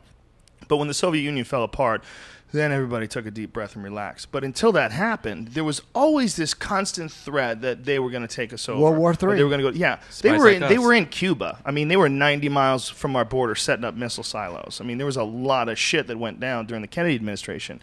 So there was that feeling, especially as technology increased. And then there was that Star Wars program that came on where they were developing these fucking things to shoot missiles out of the sky. They'd be like satellites that were launched up with lasers to zap missiles out of the sky. That's like a significant part of the budget and a significant part of like what Ronald Reagan was talking about when they were talking about national defense. So we were worried about going to war with Russia. It was constant when we were kids. Very popular song topic. Seems fucked back up, then. right? It doesn't even make sense to you. It was a band called Nuclear Assault. The song was called Nuclear Death. Nuclear death, Just- nuclear dick suck, Yeah. nuclear what else? Oh, there's a crazy. I'll have to. Nuclear Holocaust. I'll have to put it up later. Have you seen that video, Brian, that the Holocaust survivor, or excuse me, the Hiroshima survivor made? No. He made a cartoon. You got to pull it up. I forget the guy's name. Something Ben. Is it gonna make But me it's- sad? Oh, it's crazy. I don't wanna be Well, it's a sad. cartoon that was written by a survivor from Hiroshima. and it depicting how it was, like what the experience was like for the people on the ground. It's fucked up, man. Because even though it's just a cartoon, I mean, You guys have to watch it after I leave. you can't handle it. You don't want to watch it in front of us. The less I know, the better about it. Really? Sometimes, I don't know. I'll get sad. It's kind of crazy. There's like 10 different countries or more that has nuclear weapons. I mean, how many have them? 7. I don't know. You just taking guesses over there, son? Yeah. I mean, and we know Pakistan, India, the UK certainly You know, has in them. the Korean War, we Don't made they? 18 Korean cities disappear. We did? 18. That's why they fucking hate us, man. They're like, no more of this bullshit. They just shut themselves off from the world. Can you imagine that? 18 cities disappear. And it was no nuclear. It was all like, what, hydrogen bombs and shit? I don't know the bombs they used, but they leveled 18 cities in Korea during the Korean War. Jesus That's Christ. crazy shit. They don't talk about that too much. Yeah, wrap your head around that. Try thinking about 18 American cities just disappearing. Yeah. Yeah, it's the whole game changed when you can fly.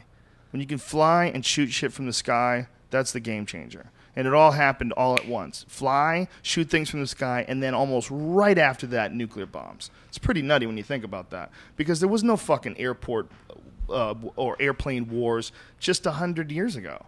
You know, in the early 1900s, they weren't fucking flying everywhere and dropping bombs on each other. They started doing that in the 30s and the 40s.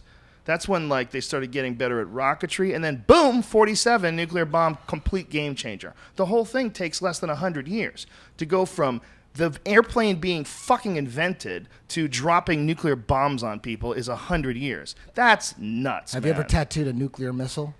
I never even thought of that. Actually, yeah, I think I have. I've really never even thought of that until just now. That is a crazy number.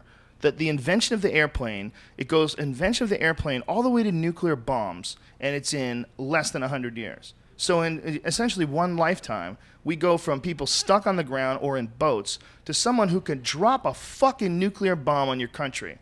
That's amazing. What a fucking weird jump in history that is. That might be the biggest jump in history that's ever been recorded. And I never even thought about it. Man, there's nowhere to go, is there? Oh, it's I mean, I only just- crazy. Where And Crazy is the Antarctica. only way to go. I'm moving to Finland.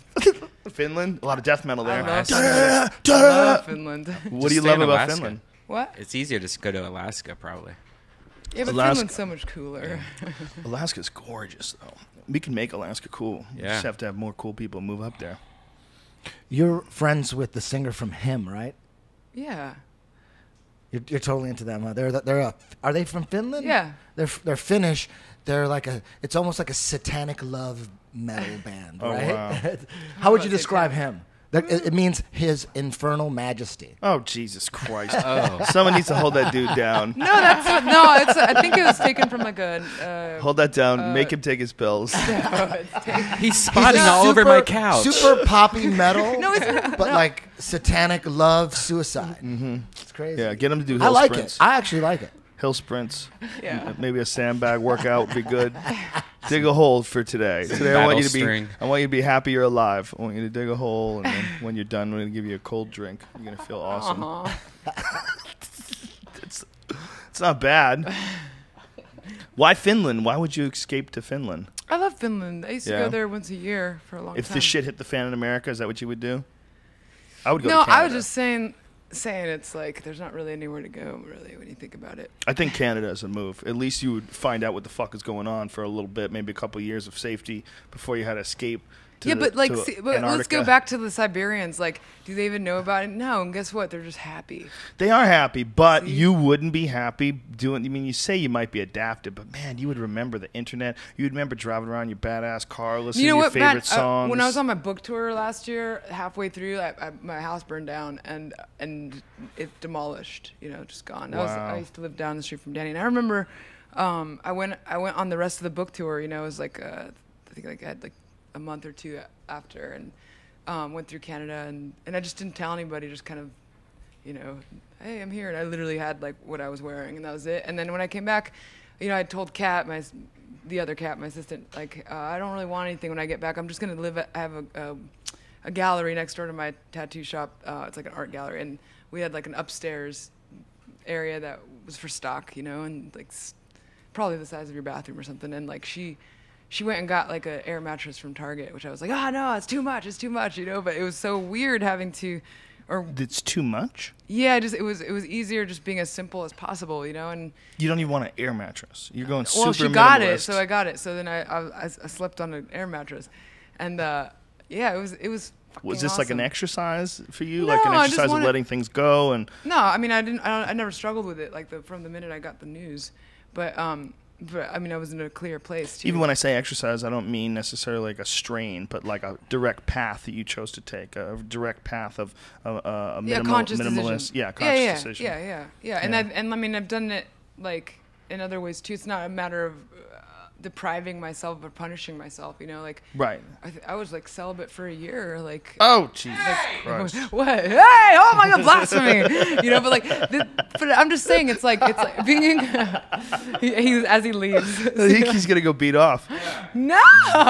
Oh, you don't know him. He's crazy. He's quick with it too. Celibate for He'll a be year. back That's- in before that's we even incredible. need him. Yeah, that's Right? ridiculous. I Why mean, would you does do that- that? I love how do when you I not was just at the explode? time, they were like on purpose. I'm like, Well, first of all, I think that's way easier for a woman to do, not just physically, but psychologically, because there's more dickhead dudes. And dickhead dudes are dangerous, whereas girls that are a pain in the ass if you date them, they're very rarely dangerous. It's not like the weird feeling of girls seem intimidation. so much more emotional and Hey, annoying. they can get emotional, that's for sure. But it's not like you've been beat up or anything. Like I know women who have been hit by men, and then they're done with men for years. I mean that makes sense though to me.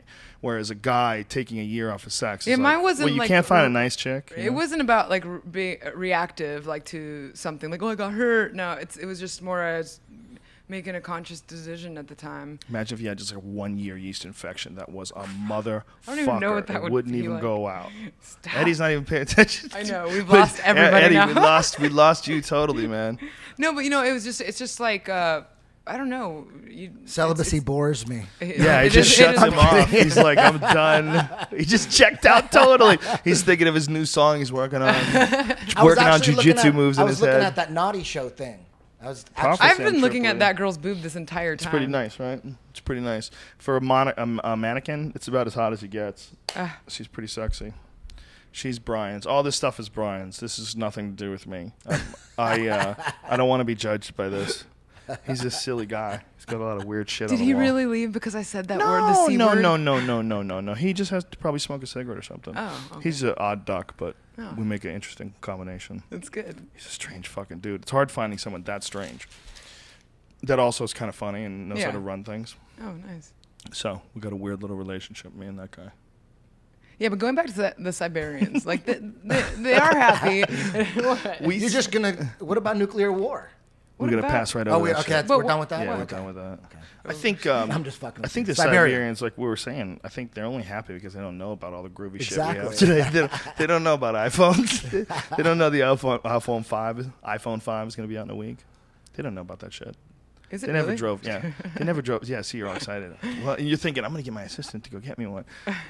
You know, fucking Siberian dudes. They never drove a nice car. Never listened to a good stereo. They only think they're happy out there chasing down beaver pelts. That shit's ridiculous. I think you could be way more happy today, like in a way higher, peakier sort of a way.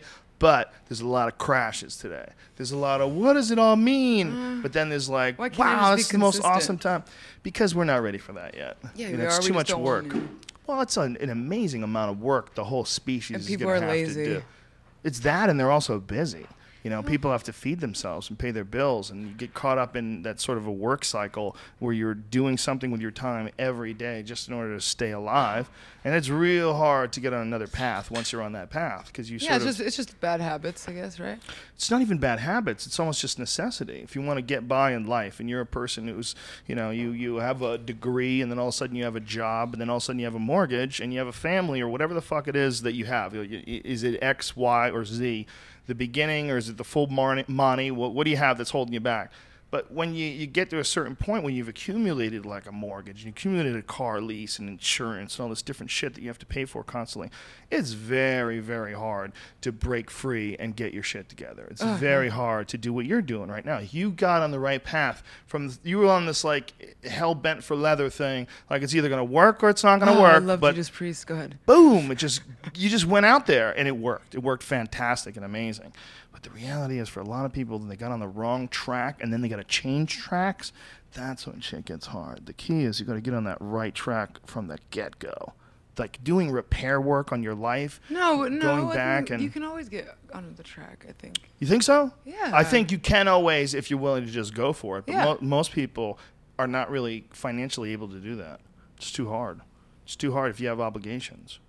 It'd be hard to live a life that was dictated by I guess, financials. Yeah, it sucks. It's nothing ever gets done that way. You know, especially creatively. That's like the worst possible reason you could be creating art. Is like you just thinking, I'm gonna get paid. Just make, you know, all your illustrations be about how much money can I make off of this. Probably wouldn't even work. No, They of come course out not. all clunky and Yeah. shit and insincere, yeah. Like music. or bad comic book artists. Right? Why does he laugh? You know what I'm talking about? You don't even have your own microphone. Bad comic book artist. Yeah, do you remember when you were a kid and you'd get comic books and every now and then some new idiot was like drawing the Hulk and you're like, what is this guy doing? Like the Hulk doesn't even look like this stupid. I thought it was worse when like they like remember Spider-Man when McFarlane used to draw it and it was like really cool, and then I guess McFarlane wanted to like leave or whatever and do his own thing, so they found somebody that just copied his own style of Is art, that, and was really Todd weird. McFarlane, the Spawn guy? Yeah, That guy? yeah. He wanted to. Oh, we got to get Michael Jai White in here, man. Let's do it. Yeah, I think I have his number, but let me check it with you. Yeah. Make sure it's the same one. I Yeah. ran into him at a pool hall recently. Yeah, he'd be great on the Oh, I love show. that dude. And he was Spawn, if you don't know who that was, that movie. He played Spawn, which is a fucking badass movie. But those Spawn comic books are a perfect example. It's like, that's just so outside the box, like in comparison to like the shit that was around just in the 1950s and the 1960s. The really dark storylines and insane artwork. You know, that guy did some wild shit. And then it just went away. Whatever happened to that dude? You're so sensitive. I love it. She's going to get set. Well, I'm sure the guy's rich as fuck. I mean, I think if he's gone away, it's on purpose. You know, I don't think it's That's all. cool. Yeah. Do you know who I'm talking about? The guy who made Spawn? Did you ever see the Spawn comic books? Todd No. McFarlane. I mean, I knew. See, it's all before your time. Young No, I lady. know. Do you read comics? I like Terry and the Pirates. You're in Tony Hawk's video game, aren't you? As an unlockable character, yeah. that Tony Hawk ride. And they gave me an ass because I don't have an ass. know. And I was like, I remember they sent me like the CGI whatever thing, and it's like because you go in and they do the little scan thing or whatever. And I remember going like, whoa, you guys gave me like a badonkadonk. That's good. I usually played as your character because You I like played playing me. girl characters for some reason. Yeah, they gave me like my wristband, my hair's all rad, and Right. like it's cool. You played me? That's Yeah, awesome.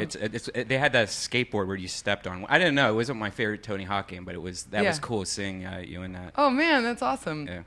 There's a weird emotional connection when you tattoo someone for like you are on them for life. You know, I know like for Eddie, I mean that thing that's very important to him. He's talked about it. I mean he tears up when he talks about his grandmother.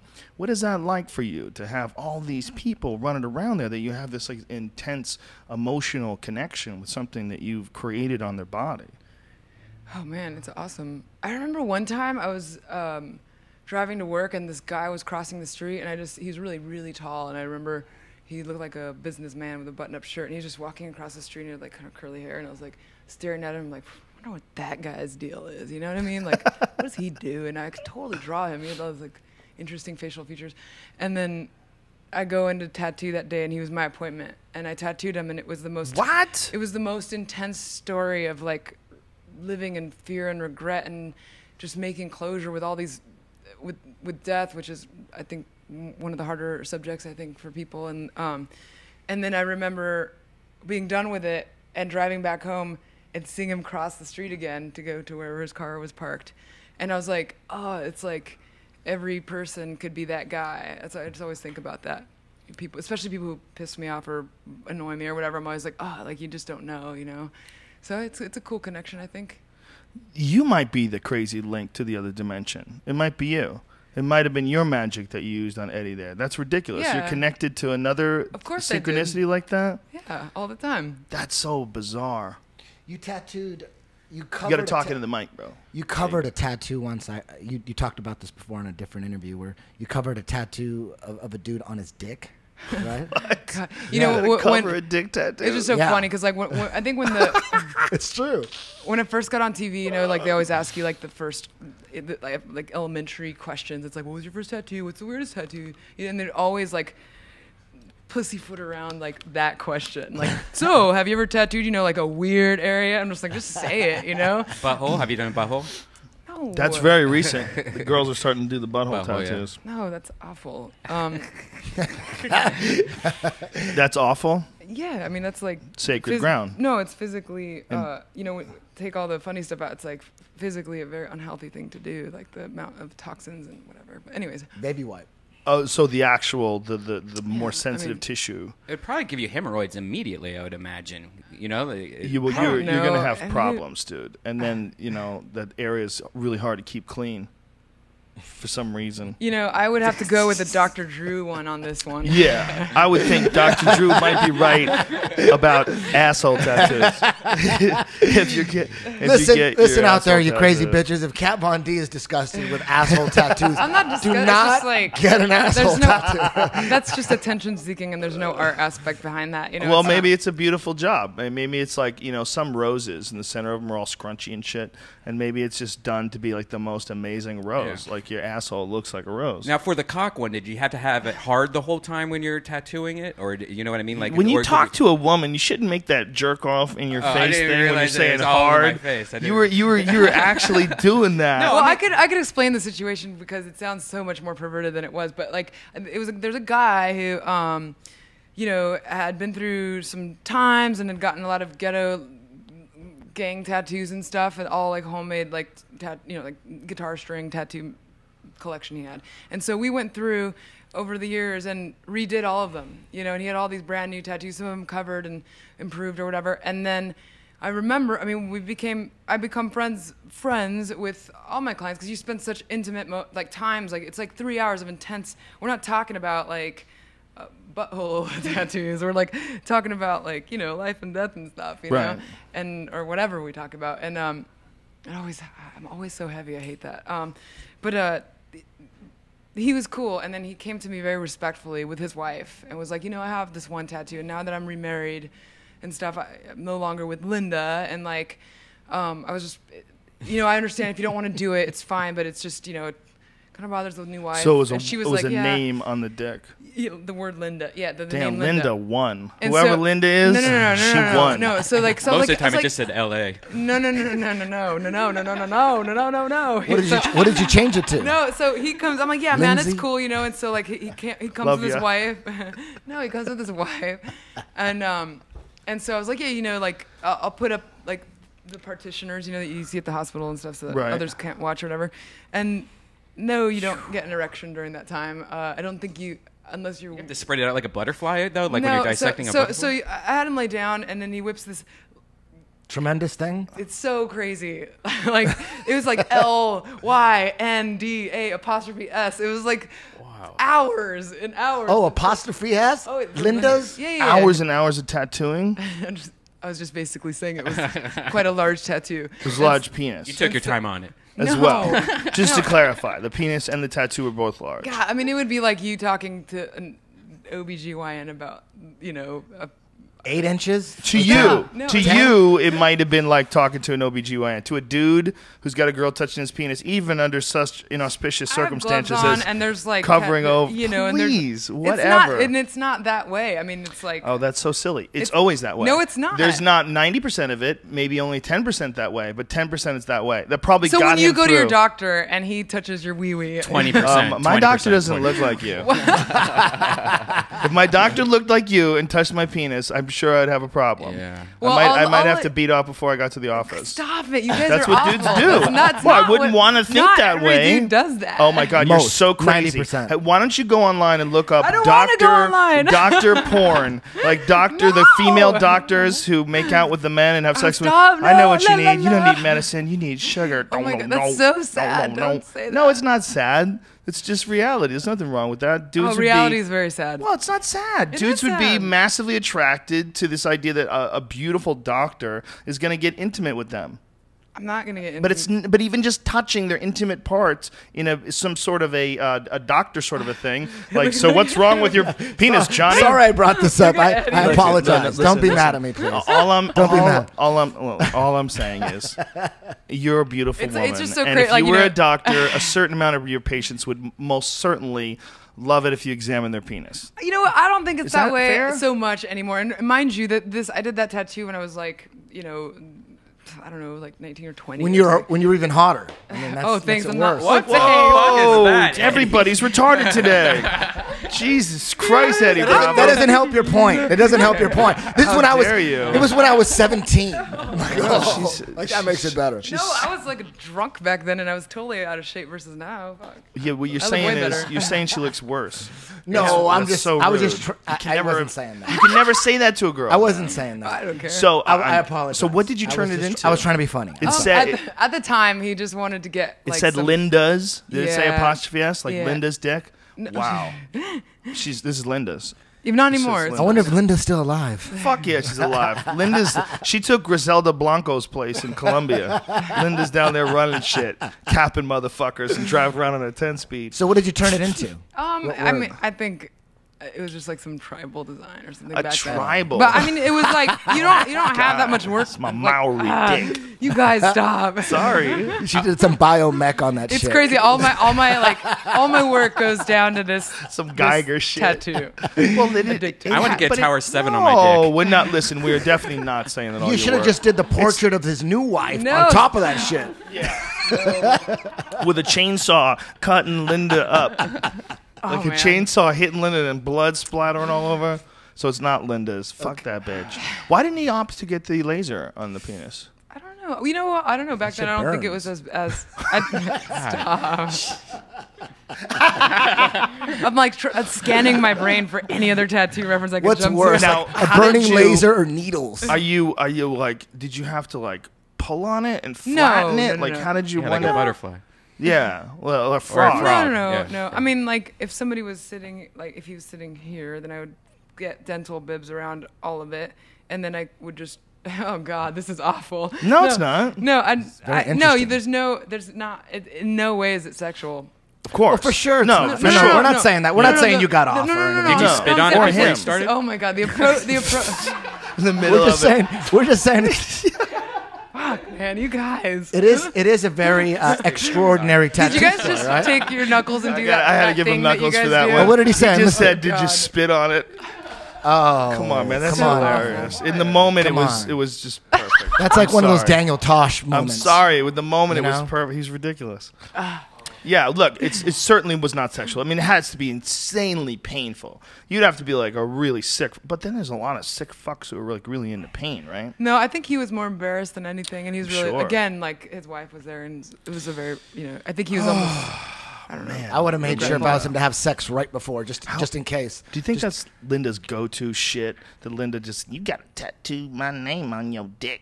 That's the Damn. only way this gonna work. she's got like a headboard with like notches and how many dudes have tattooed her name on their dick. That chick is, what a gangster chick that chick must be. Maybe it was his idea to get her back. Doubt it. We need That's another story. Do you still never have his a number? dude's You guys idea. are still friends, right? No, I mean no. I was No, saying don't call that dude up. I'll email him. No. Some things are. Hello, you don't know me, but But I know about your dick. just curious. Yeah, And you don't have to answer. Have you ever been in the middle of tattooing someone and for whatever reason you just told them to get the fuck out of there? Like, I can't do you. You're giving me bad energy. You're annoying. You're crying too much. Have you ever had like to stop a tattoo? Probably because of stench a couple times, No, right? no, BO or anything? No. Like, damn. Bad wiper. You guys are awful. You do have to stop. No, I don't know. Let's see. There was one tattoo that these don't sound like interesting stories to me, but they probably are. Oh yeah. Twice there was two different people that like their wife went into labor during their tattoo. One of them was It's probably because the wife knew that you were tattooing the husband, and just no, the it was stress, so awesome. Like the one of them, stress I of this remember was like Mira Sorvino's super hot tattooed chick all around him. No. What's my husband doing? No, this is a great story because it was very sweet actually. It was Mira Sorvino's husband, and he was getting a pinup girl version of her tattooed on his leg, and then halfway through he got the phone call, and we're like, we'll just finish it another day, and that's sweet. I thought that was nice. Oh, that is sweet for sure. Yeah. Is It's not that interesting. Has anybody ever come to you with some like crazy demonic shit, and you're like, I just don't want to get into this? I mean, I don't do any tattoos that really go against any of like my moral. I mean, the crazy thing is nowadays it's so different than when it used to be. Like I used to, I just tattoo a lot of like the people who are getting tattooed by me now are just more serious collectors, so I'm not really dealing with a lot of riffraff or weirdness. So, Yeah. But in the past, I'm digging deep into the past right now. So yeah, I mean, there's sometimes people would come in and wanting to get tattoos that I don't necessarily agree with, or like I don't need the money, so I don't need to tattoo you if I don't feel good about it, if it's something creepy. Yeah, even though it is my gift to the person, it's also a collaborative experience, so I have to feel good about it. So it also goes for like things that I don't think I'm good at. There's certain things that I'm just not good at. Because I would bet that you would be really good if you wanted to do like some Paul Booth type shit. I like all like the evil stuff. Heavy, evil shit. I like stuff like You that. do that kind of I stuff? mean, yeah, I like just all kinds of art. I mean, I think some of the creepiest stuff is a lot of like the old Catholic artwork, and it's and the reason that it's so striking and it's so it affects and moves people is because there's like it gives you fear. It's amazing. It's powerful. So I love that stuff.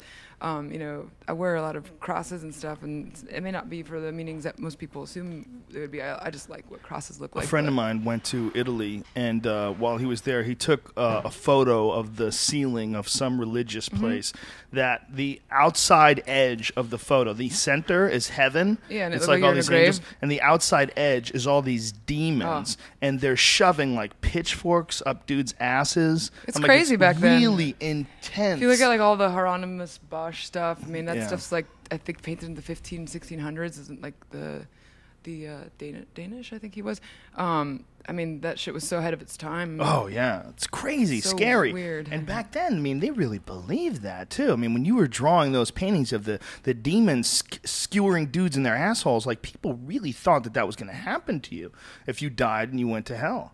Well, I think Caravaggio is one of my favorites, from that era. I think he was one of the first more influential painters of the time that started doing renditions of biblical stories and stuff, but painting like Jesus and painting Jesus more in like a very human-like fashion. So it was even more real. Do you know what I mean? It wasn't like this, golden like aura and rays and wings and all that stuff. It's like he made him look like you and I, and so you would see like crucifixion pieces and stuff that, I mean, you feel it. It's like it's fucked up when you look at like all the old crucifixion images. Crucifixions are crazy just to begin with, straight up. It's a crazy way to kill somebody. I mean, you just people nail wear them it to around there. Yeah, it's nuts.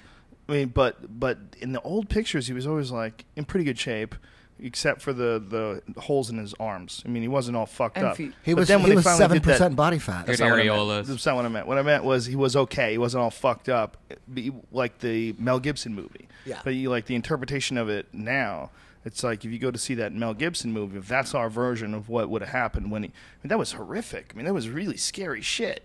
Like the beatings that they did to him, and they had to have that fake body that was like bleeding on all these different areas. I mean, it was like a fake robot. Well, think about all like the Jesus. medieval torture devices that have been made. I mean, it's crazy that It's people even nuts. like invented or thought of things that the racks and just different Iron Maidens, all that. horrifying Cat shit. piano. Have you ever seen that? What the is that? pictures of the cat piano they used to have. This is not only like 100 years ago. No, what where is they it? had like a bunch of cats lined up and had these things that would poke the cat and make them meow, and you played the piano. Oh, it's so sad. Yeah, it was a cat Jesus.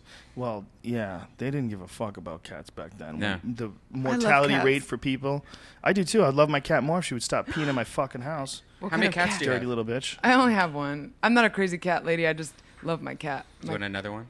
Is it hairless? Because I have a hairless cat, and they get kind of. It's the opposite. He's got no. full hair because your cat would just kick his cat's ass all the time. His cat's a fluff ball. Aw. Aw, that's cute. I can't stop my cat from peeing in my fucking house. She just likes to not pee where the litter box is. She This likes must to be pee the other most spots. boring interview for you guys, like talking about. Why? Wait, what? Well, I don't know. I No, assume we you always guys- go there. What do you guys We always talk go to about? cats. Listen, we if go. I wasn't here, what would What you kind be of talking cats about? We are might be this? talking about this. Seriously, no, it's not boring to us. You're not boring at all. Don't even say that. That's not what it is. There's a cat Just clock we right just there. we talk about anything and everything. There's a cat clock. Yeah, the fucking thing goes off every hour. It meows. Yeah, it ruins the For whole real. podcast. In 10 minutes, you're gonna hear meow can't meow, wait. and you're gonna go, "What the fuck?" There's cats all over the desk. Clearly, the guy's obsessed with cats. Oh yeah, you have a cat. There's something t-shirt. wrong with him. I don't know what it is. I just like the Lucky Cat. I don't know what the fuck's wrong with him, but he's okay. Do you ever I mean, do it's Lucky functional. Cat tattoos? I've done one, yeah, before back in the day. Yeah. That's cool. What did you first start off practicing on? Did you use pigskin? Or? No, I just tattooed people. But see, I was Yeah, underage. like me. Well, no, I was Waterfalls. no. I was underage, so I had a plethora of friends that were underage and couldn't get tattoos, so they were just. Oh wow! So you tattooed them? Where'd you get the needles? Well, at the time, I had a friend that believed in me and who worked at a shop. I mean, you know, this was in the ghetto in San Bernardino, so it's like things were a lot different than they are now. And so, like, my first shop that I worked at, I remember it was called Sin City Tattoo at the time. It was like on Highland and East Street, which is like such a really gnarly part out there. I don't know if it's cleaned up, but I know there's a jail right down the street. But That's never good. yeah, there's like people getting robbed all the time except us because I think we were tattooing all the thieves and stuff. But and back then, like the wars between tattoo shops were so different, and it was all bikers. You know, like my boss. Come to think of it, like that probably wasn't even his real name. I mean, I don't, you know, like he was gnarly. I mean, There was wars between tattoo shops. oh yeah, like if you opened up a shop in a mile radius, you would get. I mean, I remember we'd get shot at. What is it called? Something cocktails with the fire and you. Molotov Yeah, cocktail. we get those through the windows. Really? Oh yeah, it was crazy. It was rough. While you guys were working, this would happen, or does it happen Dude, when all no the one- time. I mean, I think my first. Yeah, I mean, it was pretty brutal. There's reasons for I feel bad for my parents because they're like, oh my god, they had to like imagine all the things. Wow. And I was 16 when I first got into that shop, and I remember going, hey man, I'm underage, and he's like, he looked at my shitty portfolio of Polaroids that were blurry and crappy, and he was like, eh. And then I showed him my drawings, and he goes, oh, okay, yeah, you could do it. And I remember he used to say, you're going to fly far, far away one day. I'm like, no, I'm going to stay here forever. Like, see you later, San Bernardino. But Wow. yeah. You Yeah. sold them down the river. No. With their awesome You know, it was artwork. such a rough place to, you know, it was just a rough place for a 16-year-old girl to be at. But San Bernardino's rough for your 60. yeah, totally. It's rough for everybody. That's a tricky area. Yeah, and I lived right down the street with a prostitute at the time. It was rough, you know.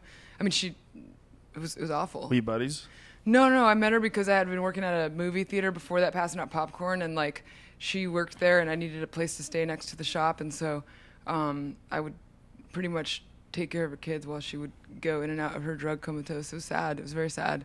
Wow. Really hard. But I just knew that if I could be close to the shop, I could tattoo every day and practice, and I would literally go in and open the shop and stay till midnight. Like, you know, it was like 11 to midnight every day. I tattooed so much back then. How long did it take before you were comfortable with the medium of skin, of like moving it around, pulling it to manipulate it? Tattooing? Yeah. Oh, I was comfortable from the beginning, but that was because when I was tattooing unprofessionally outside of a shop, I didn't know what I was doing, so there was no bar to. I was like, oh, cool, you want to get a misfit skull? That's awesome, and like I would just tattoo it, and it'd be like, yeah. It was like 8 hours later, like. But then once I got to my first shop, I had to unlearn a lot of things, and I was like, what? There's more than one kind of tattoo machine and different needles and the cleanliness and the sterility aspect of it, all the important stuff. And so I'm just relearning it. But looking back, you know, it was actually awesome that I was brought up in that ghetto upbringing because it definitely is the reason why I tattoo the style that I do because you know, gangsters get cool tattoos. They all get all the fine line black and gray stuff, and I did a lot of names and memory ofs and all that stuff, and Old English lettering and lots of hyenas and gestures and all this shit. I wanted to be a comic book artist when I was a kid. You so did? yeah, I drew a lot of he's really good, different too. wild shit. Really? But one of the things that I did is I drew on my friends. I would just draw on them. Like Yeah. I would draw fake tattoos on them. Yeah. Like really intense, detailed fake tattoos that would take like hours. Yeah. And I did that because I was thinking about getting a tattoo. Do you for still a while. draw? Oh yeah, I still draw. Yeah, all the I time. want to see it. Yeah, I'll show you. I'll send you some shit. Yeah. But my best stuff was when I did it every day. That's when I was in high school when I was in high. But I had one cunty teacher in high school, who was an art teacher. It was just so negative. I didn't want to have anything to do with art anymore. I was like, this guy's just a downer. He just was always negative. I failed my art classes in school, but a lot of it's just because I was too punk rock to follow instructions. But it's like I want to draw things the way they are. I mean, yeah, let's learn about like the history of fucking Cubism or whatever the fuck, you know. But like when it comes to drawing stuff, I don't want to do 2-point perspective. I just want to do it as it is, and like I'd rather draw this stapler like as it is versus like you want to do what you want to do. Is what. Yeah, it is. like you can't teach like you know. I mean, it's like you can teach technique, but anyways, I would fail all these classes, and I'm like, I don't need this shit. Yeah, it's like you have an idea that you want to get out. You have your expression that you want to get out. And the problem is when someone says, no, I don't want you to get that out. I want you to work on that. Yeah. It's like you have these brief moments where these doors are open, where this creativity wants to run through. Yeah. And when you're sitting there, I mean, in one sense, it's good to be disciplined, and it's good to be regimented, and it's good to have good fundamentals. But it's also good to just let it go when you want to let it go. Like, you could learn all those things in your own time as far as, like, perspective. And I think there are some good art teachers out there, but I think that would be such a tricky thing to do because it's such a personal thing, too, you know? So it would require a person that was... Well, you know, Doug Stanhope and I, we've talked about teaching comedy classes that you could never, first of all, you could never charge. Like, there's a lot of people that have like these comedy classes where they charge this ridiculous amount of money, you go through all this crazy bullshit with them, and they pretend to turn you into a comedian. And we're like, it should be free, you can't charge, and you really can't give them any fucking advice because there's almost nothing you can tell them. I mean, that should be what the comedy class is. You know what? One of the last comedy shows I came to was right here. Oh, really? Yeah. We're here all the time. As a matter of fact, we're here Wednesday night. There's Joey Diaz, Brian Callen, Duncan Trussell, and me. Awesome. And maybe Brian if you can come on, sweetie. It's a long story, deep story. Okay. We won't go into that. But yeah, it's an awesome place. The Ice House Comedy Club has been around forever. It's been 1961, I think. That's when it first was opened. Yeah, it's like 50 years. Yeah. I did my first set here in 94. Really? Yeah, when I first moved here from New York. Comedy's 94. Hard, man. There's a whole it is and it thing isn't. to it. Well, I mean, I just think it's not anybody could just go up there and tell a story. I mean, some people are really good storytellers, but I think there's like a whole thing to it, you know. Well, you know how for you when you sit down and you draw, you know, it's like you know how to fucking draw. You've been doing it forever. But if you had never done it before, or practiced it before, or really forced your hand to move in the way that you want it to in order to create this image, it'd be almost alien, almost impossible. Yeah. For a lot of people, they look at the artwork that you do and it's almost incomprehensible to wrap their head around how someone could recreate something like that. How can you do that? How can you do that? It's the same thing with comedy. You do it enough times, or jiu-jitsu, or music. You do it enough times, and it just becomes you. It becomes you. Yeah. But yeah, it's hard to get there, but not really. I mean, it is and it isn't. It's like Joey Diaz said it best. He said, "Comedy's the hardest, easiest thing you'll ever do." Because it's fucking really hard. It's easy if you're good at it. Yeah, to get it to where it's easy. I just can't imagine drawing without an eraser. For a tattoo artist, that just seems to me like the scariest thing in the world, because I've never drawn something that I didn't erase something on or change or wish I did something different. And is there times when you're tattooing you're like, shit, I have to now work around this? Well, you also got to think about the time you're putting in as opposed to the time she's putting in. Yeah. I mean, she's doing you're probably tattooing 8-10 hours a day, right? How many hours a day are you doing this? Well, nowadays? Or were you? Well, when I first started, oh yeah, I mean, it was so many hours. I didn't have a day off until... My first days off, I started like 3 or 4 years ago. I started taking Sundays off. Wow. Did you ever have any idea that you could have some sort of reality show type success like this? No, I haven't watched TV. I mean, but was there any idea that you could have this kind of success? I mean, did you ever think that? Did you have this in your head that you would? No, have I just this many see people? like things and I see things differently. I don't know. I just see things like oh, there's an opportunity, or oh, that you can make this out of that, you know. And I think a lot of people. Maybe just blind themselves to that. So I don't know. I never wanted that. It's not. I actually was. But it didn't exist before. What, it didn't exist. Show? Celebrity yeah, tattooists didn't exist. I mean, the Ed Hardy type dudes. There was a few names. Yeah, it's not the same. Yeah, you know what I'm saying. The Paul Of course, Booth I never guys. in a million years imagined this stuff. I mean, if you knew like where I was born and how, where I come from, it's like totally different than. It's the opposite of this stuff, you know. But I don't know. It's not. I don't know. I'm not that impressed by that stuff. It's cool. It's cool, and I'm very appreciative. It's like awesome. Like, oh, I get to do more of this stuff, you know, but Well, when I talk about it, I'm not saying it in terms of like your common perception of how people view success and look at her, she's on TV. Yeah. It's not that. What I mean is how receptive people are and how much resonance your work is having on people. Never in a million years It's would I incredible. imagine that. Yeah, I mean, I was like, you know, like I was like the weird girl or whatever, you know, like the fact that maybe that's why I'm bad at compliments and stuff, you know. So it's Right. like I'm just not used to that still. Yeah, that's got to be kind of awkward, right? But it's a really fascinating thing that you've done. But now that I'm not like how he thinks I used to be, I guess it's like. Like what? You're like, oh, that's when you were hotter back then. What do you think? Oh, see, dude, I told you, she's still riding on that. We let that joke fly over our heads, but she's still holding on to That it, was actually man. a compliment. By the It's way, like a hot lava rock in her arms, burning her soul. No way. by the way, look how beautiful her shoes look today, Joe. Why? Do you like shoes or something? These I'm are- just kidding. I straight up came from Disneyland, so I'm like, There oh, was, Those are there pretty was, cool. there was such a stigma. Even I'm guilty of it too. wait. Do you like shoes or something? No, Oh. no. Well, I'm not a freak. I love shoes. Okay, go ahead. I'm a normal You guy. know, usually love growing up, Yeah. you think tattoos. Like for me, tattoos look. My uncles had tattoos. That I'm sure that influenced me. But generally, girls that got tattoos, they generally weren't hot. Right. Generally.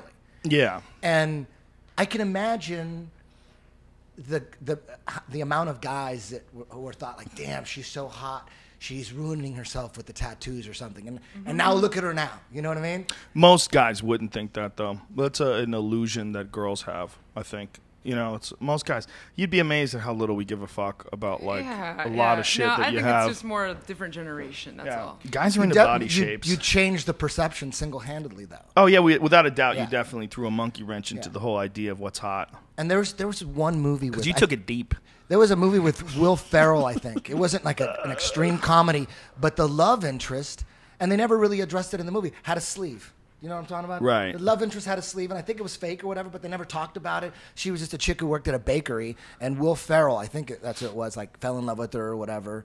And That never existed. yeah, Man, I'm all sure. the movie offers I've ever gotten are like hooker, drug dealer, vampire, what else? Zombie. Like, random goth chick. Yeah, it's never club scene. the cute right? chick that dates Will Ferrell or whatever. That's funny. Yeah, it's weird how the perception of what tattoos are over the last just couple of decades. Like when I was a kid, no one had sleeves. My friends' dads never had sleeves. That's Yeah. weird. But then, today it's so common. It's I mean, how much more common are tattoos today than when we were kids? It's huge. Huge. And You got to talk into the thing, man. Victor, a really good friend of ours, has a son. His name is Tori, and Victor has sleeves. He has a lot of tattoos, and his son is 11 or 12 now. And the last time I hung out with him, his son was drawing on himself. Yeah. For the whole night, he had like just marked. He felt like really cool because he was like his dad. So that would be for sure. He's gonna get tattoos. That just seems like he is. Yeah, he'll Maybe. sneak But kids away. are always more open-minded and stuff because they're not like tainted by like society. But he would get the tattoos because he thought it was cool because him and his dad have an amazing relationship. There's no lack of love in that kid's life. Yeah, From no, what his- you know, I'm just kidding. Whoa, no I'm not shit. tell- She just hit you with the real sign. Damn. It is true though. His dad is awesome. Oh yeah, Victor's They have he's a great sweetheart of a relationship. guy. Yeah. Yeah, that kid probably. Well, it's a weird rite of passage thing too for a young man. It's like when some young kids want to smoke, and they're not around their parents. They want to have that cigarette, so they can pretend to be an adult. If they have friends that smoke, like older friends or something. Yeah, that, or if they see their parents do it and they sneak them out and they get them together, That's what I did when I was a kid. We sneak out booze. Saw our parents drinking, so I'd find booze in my parents' house and sneak it out into the woods. And we would do it because we pretend to be like adults, It's not really like we wanted to get drunk. We're only like 11, But kids do that. They What the hell's wrong with me, man? My parents were so square and like, It sounds like your parents are just super disciplined. yeah. So where did I get it from? Maybe it's just a reaction to that. The fact that you had to No. practice all the time and you were very, very regimented and disciplined, and you just became a wild sort of thing because of that, because of the fact that you were Maybe. so boxed in by rigid sort of. But I wasn't wild. I mean, No? I looked crazy, but I just loved punk rock. It's probably just music, the influence of music. I think it was. I was like, there's more out there. Yeah, if you're totally into punk, you're gonna get some tattoos. eventually. You're gonna get something. Something. Yeah. If you're really into punk. That black flag thing, you might get that. I just barely got those bars Bad tattooed. boy. Like this last month. I was like, can't believe I haven't already. The black had them. flag bars? Yeah. Oh, really? You just got them? Yeah. Oh, that's cool. Like, yeah. That's nice. Barely. And you're like, oh my God, I forgot that one. Shit. No, What I was like, how thinking? did I not have that already? Do you, I mean, you said you covered up some that were on your left arm. Are you done covering them? Or do you look at your No, leg I have and like go, a few that like one on my leg that I started lasering but it hurt so much. And also I just, again, time consumption. It's harder for me to get tattooed because I'm busy. They're doing them or doing all the other stuff I do. So it's like, but yeah, there's a few that I think I would, I mean, just for the sake of making more room or something, like, you know. making more room? Yeah, like Isn't that crazy, though? Maybe the spin doctors will become popular again. Do you have any bands that are just like totally whack that are tattooed on you? No, I only listen to rad music. But I mean, at one point in time, you loved them, and now you're like, oh, I can't believe I tattooed those guys on me. I think I've always liked rad music. I've Always. always been cool. You've always had good taste. So with the ones that you're thinking about lasering off, you just have some ideas and you need some space for it. No, I mean, there's just some that, like, I don't have regrets. Like, I could live with them or without them, you know? But I think, like, it's not, I don't know, like, I haven't had that many boyfriends in my entire life, you know, because I'm always... Cue the long- violin, Brian. No. Do you have a violin? No, I'm just saying I that. know, you got to be quicker with that, Brian. Yeah, you got to be ready with that Oh, sound violin, effects? son. That's terrible violin. No. No, but, you so know, what like, happened? like, I've gotten tattoos for... Maybe the Hulk music? The Hulk, yeah. The Hulk walk That's what I away was just music? humming. Oh, that's what it was? Wow, that's a terrible... Dun, dun, dun, dun. You know the end of the... Yeah.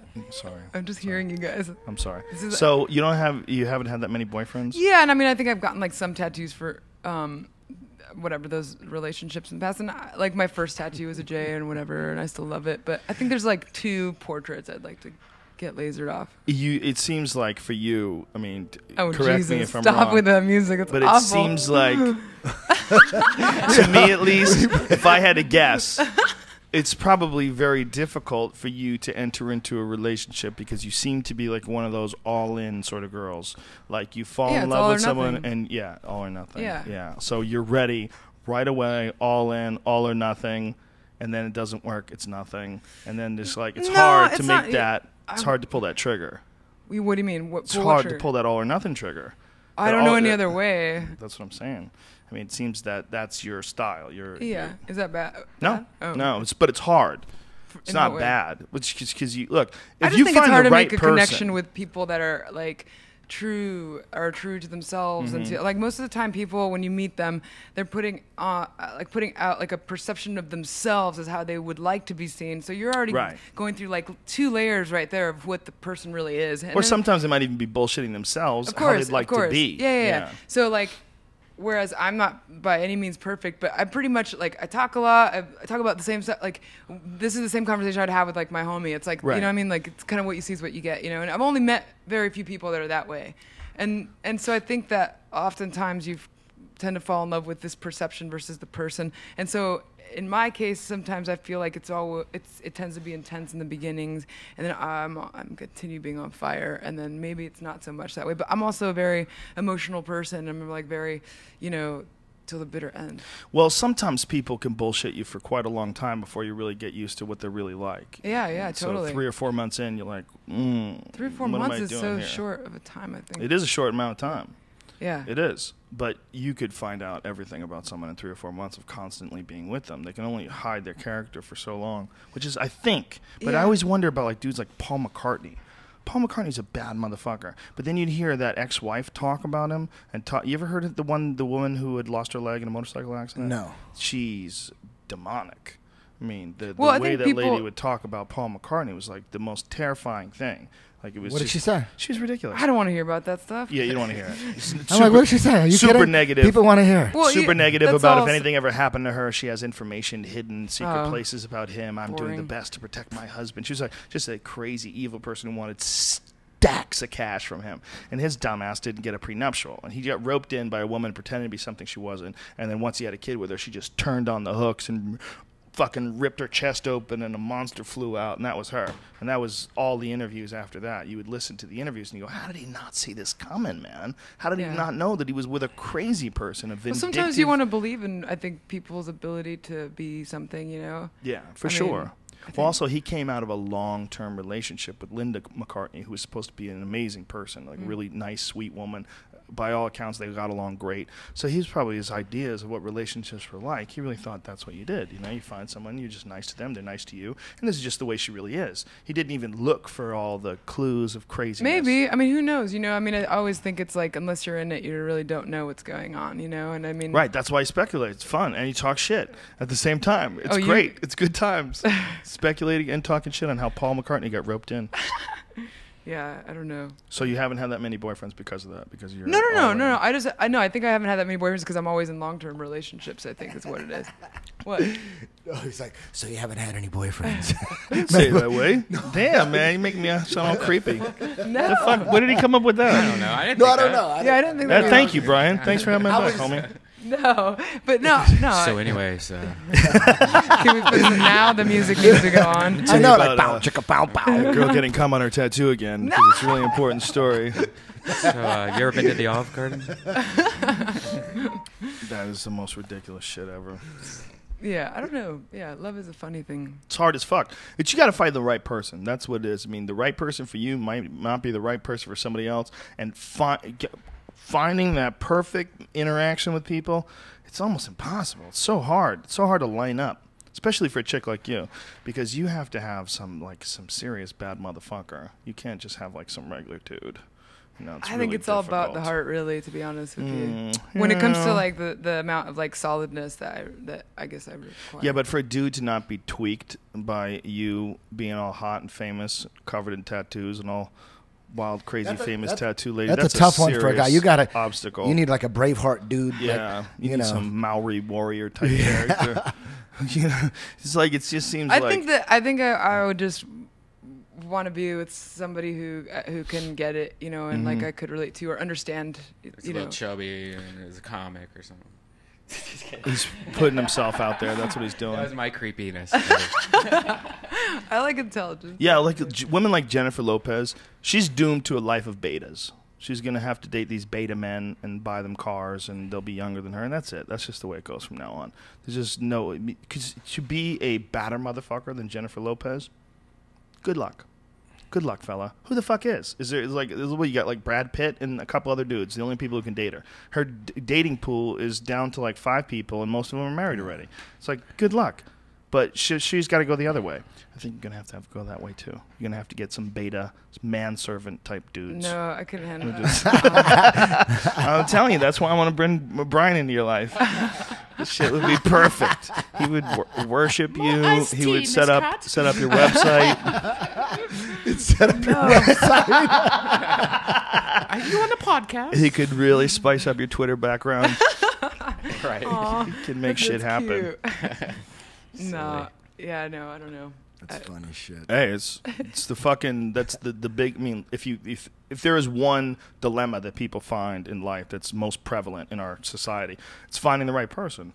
It's like probably the biggest dilemma that anybody ever faces. When you're growing up, especially, I mean, you're always like, man, if I could just find the right girl, if I could just find the right guy. For everybody, that's the number one dilemma. Well, I think Find like you're it's more compatible just with. like working on yourself first, and then you put yourself in a position, you know what I mean? Because I know that like in the past where, you know, it's kind of like the hippie stuff we were talking about earlier, it's like, you know, water seeking its own level, and I feel like I look back at like my last, you know, relationship that was an awful mess. It was like a part of me feels like, oh my God, I got duped or something, but then another part of me is like, I created this to a certain degree too. If it's like, if there's like, there's red flags that I failed to see because I wanted to believe that it was something else. And people do that all the time. So it's more like, okay, well, at the end of the day, like, what's wrong with me? You know what I mean? Like, what was my part in it? What could I have done to, not, you know, obviously that does not discredit people's like shitty behavior. You know, obviously Right. Some people suck and stuff, and some people are really good liars and whatever. But like, I think. But you have to grow as well. Totally. Yeah, I think it's more important to put yourself in a situation where you can be receptive to a healthy relationship. Like, you know, when I was depressed, I like kind of gravitated towards other people that were also sad, and that doesn't help. You know what I mean? Right. So I think, as far as like what you're saying is like finding somebody at a level or whatever. Yeah, there's that nice understandability. Like, you know, I can talk about things that bug me that may not bug like a regular person or whatever, but it's more like the connection of the mind, you know? I want to be inspired by somebody who's equally as driven and equally like wanting to create, and like that shit drives me crazy. Like when someone's into it, you know? Whether you're a busboy or a fucking famous musician. What I'm saying is you're fucked. You're never going to find a dude like that. So I read poetry, and then why do you think that... The crazy thing is... I said the C word earlier, Jesus. Did you really? How dare you? Anybody dating like a Jessica Alba, that dude has to deal with the fact that she's really good friends with a lot of A-list celebrities, right? So that's what's running through a guy. This is the Siberia thing, because it's like all those things are mentally generated ideas of what's important or what's good. Like I don't see it that way. You know what I mean? Like I'm not saying I could fall in love with anybody, but like if it's your mind or your soul, whatever you want to call it, like I could fall in love with that. It really does not have to do with what the world's perception of you is. I mean, yeah, you say that, but you're gonna find out how much that gardener makes, and be like, "Bitch, you can't even take me out to dinner. What the fuck kind of relationship we got going on here?" Nah, it's not that way. Most of the time, I have like issues with dudes paying for my stuff. Do you really? Yeah, I think it's probably because my own set of issues is like, you know, I'm not a feminist or like I don't consider myself anything, but like I think. You know, just growing up poor, I'm always like, oh, I can do it myself. Like, don't open the door for me. Like, yeah, no, that makes sense. I would hate to be a girl and have dudes buy me dinner and then expect something from me. No, if it's a sincere gift, it's such a difference, you know. But right. I also like, I don't know, yeah. You're gonna be single for a long time, kid. It's not gonna work out. maybe not. Debbie Downer, damn. I'm just saying. I don't know. You're too much of a bad motherfucker. It's really gonna be hard. There's some bad motherfuckers out there. You know how many rock star friends she's like really good, close to? Yeah, you get those guys alone, they all fall apart. Yeah, but no, that would intimidate some guys though. Guys would be like, "Damn, she's best friends with him, you know." That would be the saddest thing is if you like really into a rock star and then you started dating him and he was just a whiny bitch. You'd be like, really, man? You stop liking the music. I thought your fucking music was awesome. Imagine if you started dating Mick Jagger and just found out he's a cunt. Just Mick Jagger's a fucking dumb cunt. You're like, what? God damn it. That has to be the hardest for a girl. Date a rock star and find out he's a dork. That would be the hardest shit ever. Breaking up with a rock star, huh? Mick Jagger. That would crush the rock star. Fuck yeah, that would crush him. Yeah. Wow. Yeah, that would be devastating. Rock stars don't get broken up with. Yeah. They do, though. They get dumped. Yeah. Especially in this day and age. You know, I think in the protected days of the 60s and the 70s, like, I've read some shit about Hendrix, man. I got so bummed out because I'm a huge Hendrix fan. And I was reading an excerpt from this book about him. And one of them was, like, about Jimi Hendrix beating the shit out of his girlfriend. That, like, Jimi Hendrix would just smack around But his again, girlfriends. we weren't there. That's the thing. It's true. You know? You're right. Standing up for woman beaters. I like it. No. Great culture. Powerful Jamie Kilstein. No. Just because I don't know. No, you're absolutely right. You're right. The guy was a band member. He could have been a jealous bitch. He's the guy who's in the band with one of the greatest put like fucking acid guitar. in his coffee. It might not have ever that happened. Deserves a beating, I think. Yeah, I'm just please. kidding. That's what he likes. A little acid in his coffee. No. But I mean, who knows what really happened?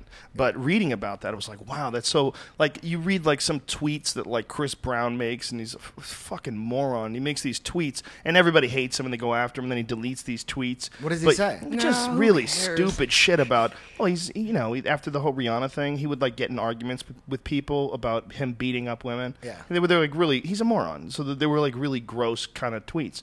But this that didn't exist. Like in the Led Zeppelin days, there was no Twitter. Yeah, there's no internet. If they had a podcast or an internet radio show where we got to hear them argue about chicks on the road, and you'd be like, "Oh, you guys are gross." That would suck. That would suck. It's like the mystery was so much better than. It's like Robert Plant, the mystery of Robert Plant. I remember growing up being a huge Zeppelin fan. I mean, I barely knew 10 words that Robert Plant said in an interview, I don't think I heard any interviews. I just knew, I just knew Black Dog was the shit, I just knew. Whole Lot of Love was like the greatest song in the history of the world. That's all I knew. I didn't know anything about Robert Plant. He might be annoying as fuck. Would you imagine you've dated Robert Plant? He just turns out to be a total prima donna. Just annoying and stupid and always insecure and wants everybody to kiss his ass. Like, fuck, really? Damn. It's like when Mel Gibson was screaming at that ex-girlfriend, "Shut up and blow me!" And he's like yelling Maybe she on was her talking answering. so much. I don't know. I'm sure she was. I'm sure she was. But it was like we never got a chance to see someone so human before. That was like a fucking Mel Gibson. I mean, he was Braveheart. And then all of a sudden he's screaming to some scammer, some Russian scammer chick who's robbing him and recording all of his phone calls. "Shut up and blow me!" And you're like, wow. Like, this is Mel Gibson, man. This is the Lethal Weapon dude. What the fuck? Actually, kind of just like that character in Lethal Weapon, wasn't he? Like a crazy, he would. Yeah, but he was kind. He was crazy but kind to women. What was wrong with the crazy? What was wrong with the crazy? First of all, is he was scary as fuck to a woman who had his child. Like, he couldn't even keep it together to this woman who had his child. That was the scariest thing. It's like he had a baby with this person. She's watching his baby, and he's fucking screaming bloody murder at her. He's a scary dude, you know?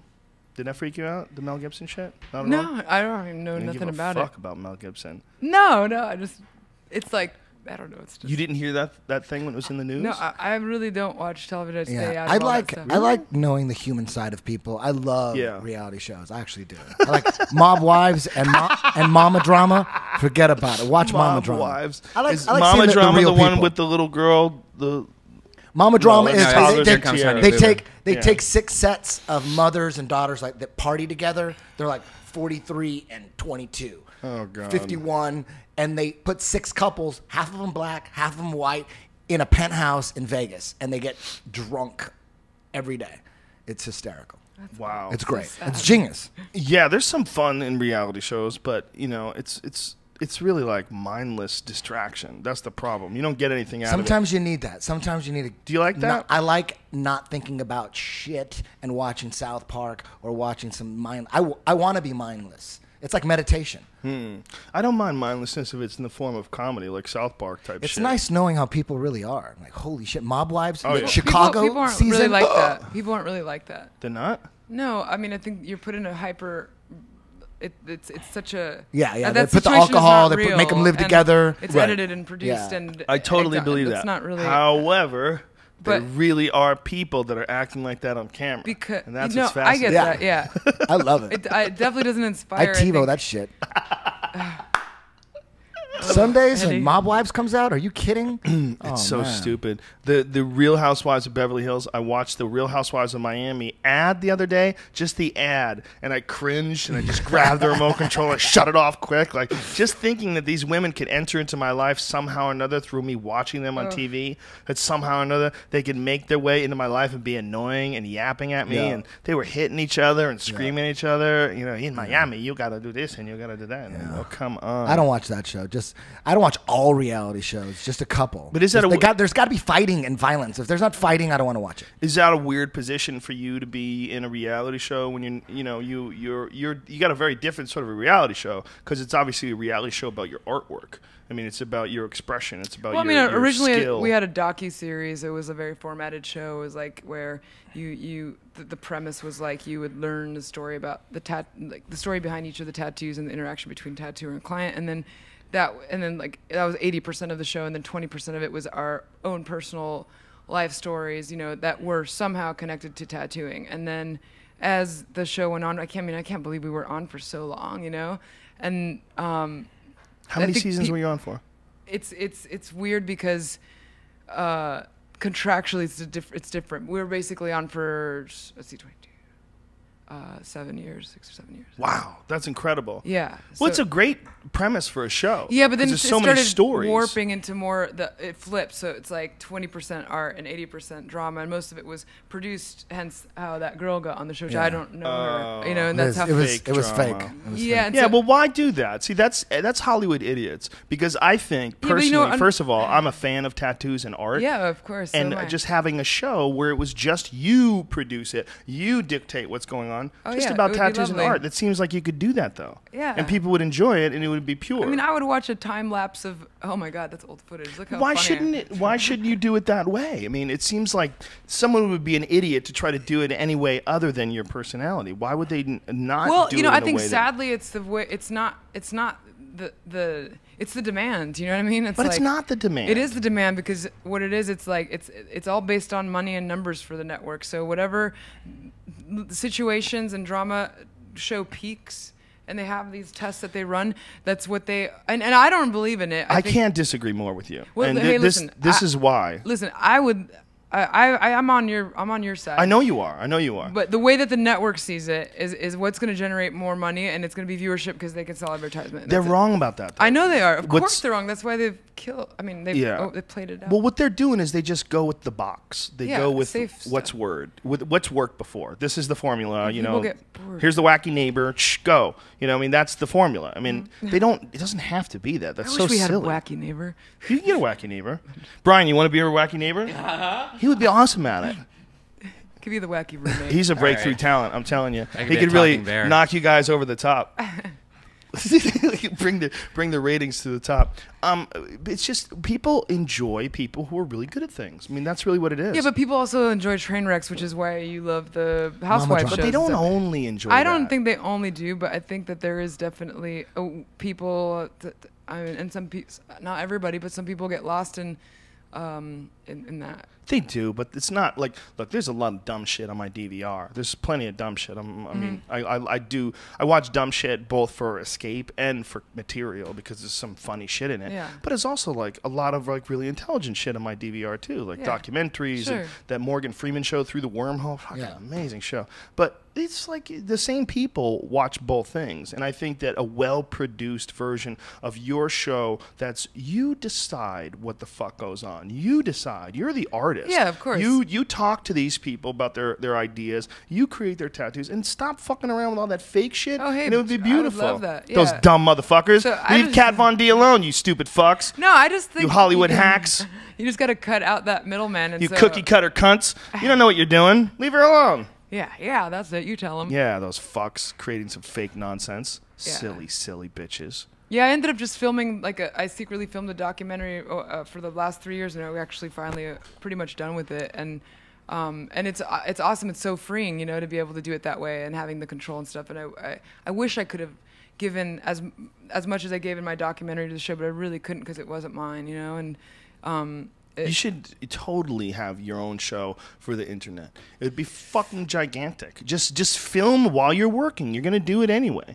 Just film while you're working. Loosely edit it. You know, throw a little bumper in the beginning. Throw that shit online. I'll get 1 million views a day. Everybody wants to see good stuff. I know, but I want to create things with a lot of quality, so I can't just like half-ass edit stuff, you know. That's Slap the thing. that bitch together and Nah. I have to get like my friend who does, you know, classical you're, like- composure to like do, you know. It's You're kind of a control freak too. no, like a no, little no. bit. I just have An excellent I just freak. have creative intention, I guess. Right. So, whatever. But I mean, An excellence freak. You want it to be excellent. yeah. But I think nowadays, just with everything I have going on, it's so time consuming to do a television show. Do you take on apprentices, or do you have assistants, or people who ever work with you who want to learn how to tattoo? Has that ever happened? We kind of like don't at our shop. You know, I have 20 guys that work with me, and I love them. We're brothers and sisters. 20 guys. Holy Yeah, I mean, shit. you know, this includes like our shop managers and stuff like that, you know, and like Dennis, he's like my first guy I ever hired. He's like still there. We're so close. Like what you see on television, those were, you know, like the cast members that they didn't work at the shop, with the exception of Dan Smith. Like everybody else kind of, they weren't really the true HVT crew, you know what I mean? Right. But and we love each other. We love the way it is, and I feel like when you have an apprentice, it changes the dynamic because it makes somebody better than somebody else. And the way that we work is that we're all good at what we do in different ways, so we're all better and not as good as each other, and we inspire each other and keep each other. You know what I mean? So it's a collective. It's like totally collective, and it's awesome. that sounds badass. I mean, it's. How does someone break into your fold? How does someone get into That's the group? hardest thing is like we've never, every time we've let anybody outside the circle in, it's never really worked out the way problem. we need it. So it's always you know, it's basically just who we know and kind of comes through that way. Were there any people that when you were growing up that you looked towards for inspiration that inspire you and like just gave you momentum to create art? Yeah, I mean, I think like when I was a kid, I used to look at tattoo magazines, and when I say a kid, I mean like 16 and stuff. And like I remember looking up to Jack Rudy. He was like, you know, the black and gray godfather and all this stuff. And amazing work that guy did. Yeah. And so the day I turned 18, beforehand I made an appointment with him and really? Months in advance, and I was so excited about it. And I went and got this tattoo, and I sat there for the fucking 6 hours it took or whatever. And it's one of my favorite tattoos. It's so beautiful. I still love it. But I remember him sitting there going like, you guys don't have any business in the business and all this stuff. And I was like an 18-year-old kid back then. And, you know, he's very old school and, like, sees things a different way. And at the time, I was, like, heartbroken, you know? I was like, a hero. He wasn't a hero, but, like, he was somebody I admired. His work just, like, shut me down. But then at the same time, like, it's cool. Like, I'll watch this. Like, you know what I mean? And now, you know, fast forward now, I mean, we know each other. And, you know, he's... Did you tell him that story? No, he knows it.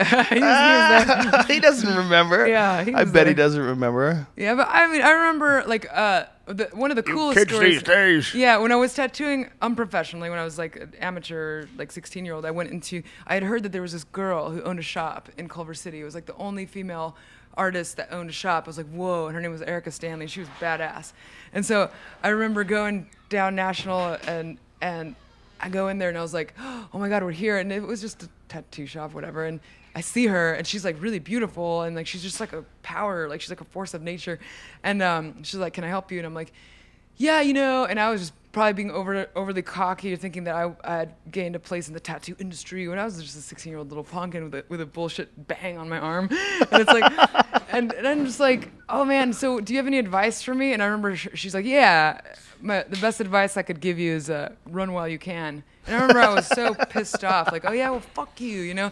And I left, and then years later, I understood what she meant by it. You know, it wasn't that she was saying, oh, you're not good enough. It's just like, like if you got the eye of the tiger, you're gonna do it, and you're figure out yourself. There's nothing I could tell you that's gonna make you badass. You know, if I were to sit there and coddle you, like, what good is that? And she saw tattooing as sacred. And I remember I went to my first tattoo convention when I was 18. It was like Ink Slingers. I don't even know if it's still around, but and one of these guys that I tattooed a Vargas portrait on entered it into the contest of best black and gray, and she was the judge.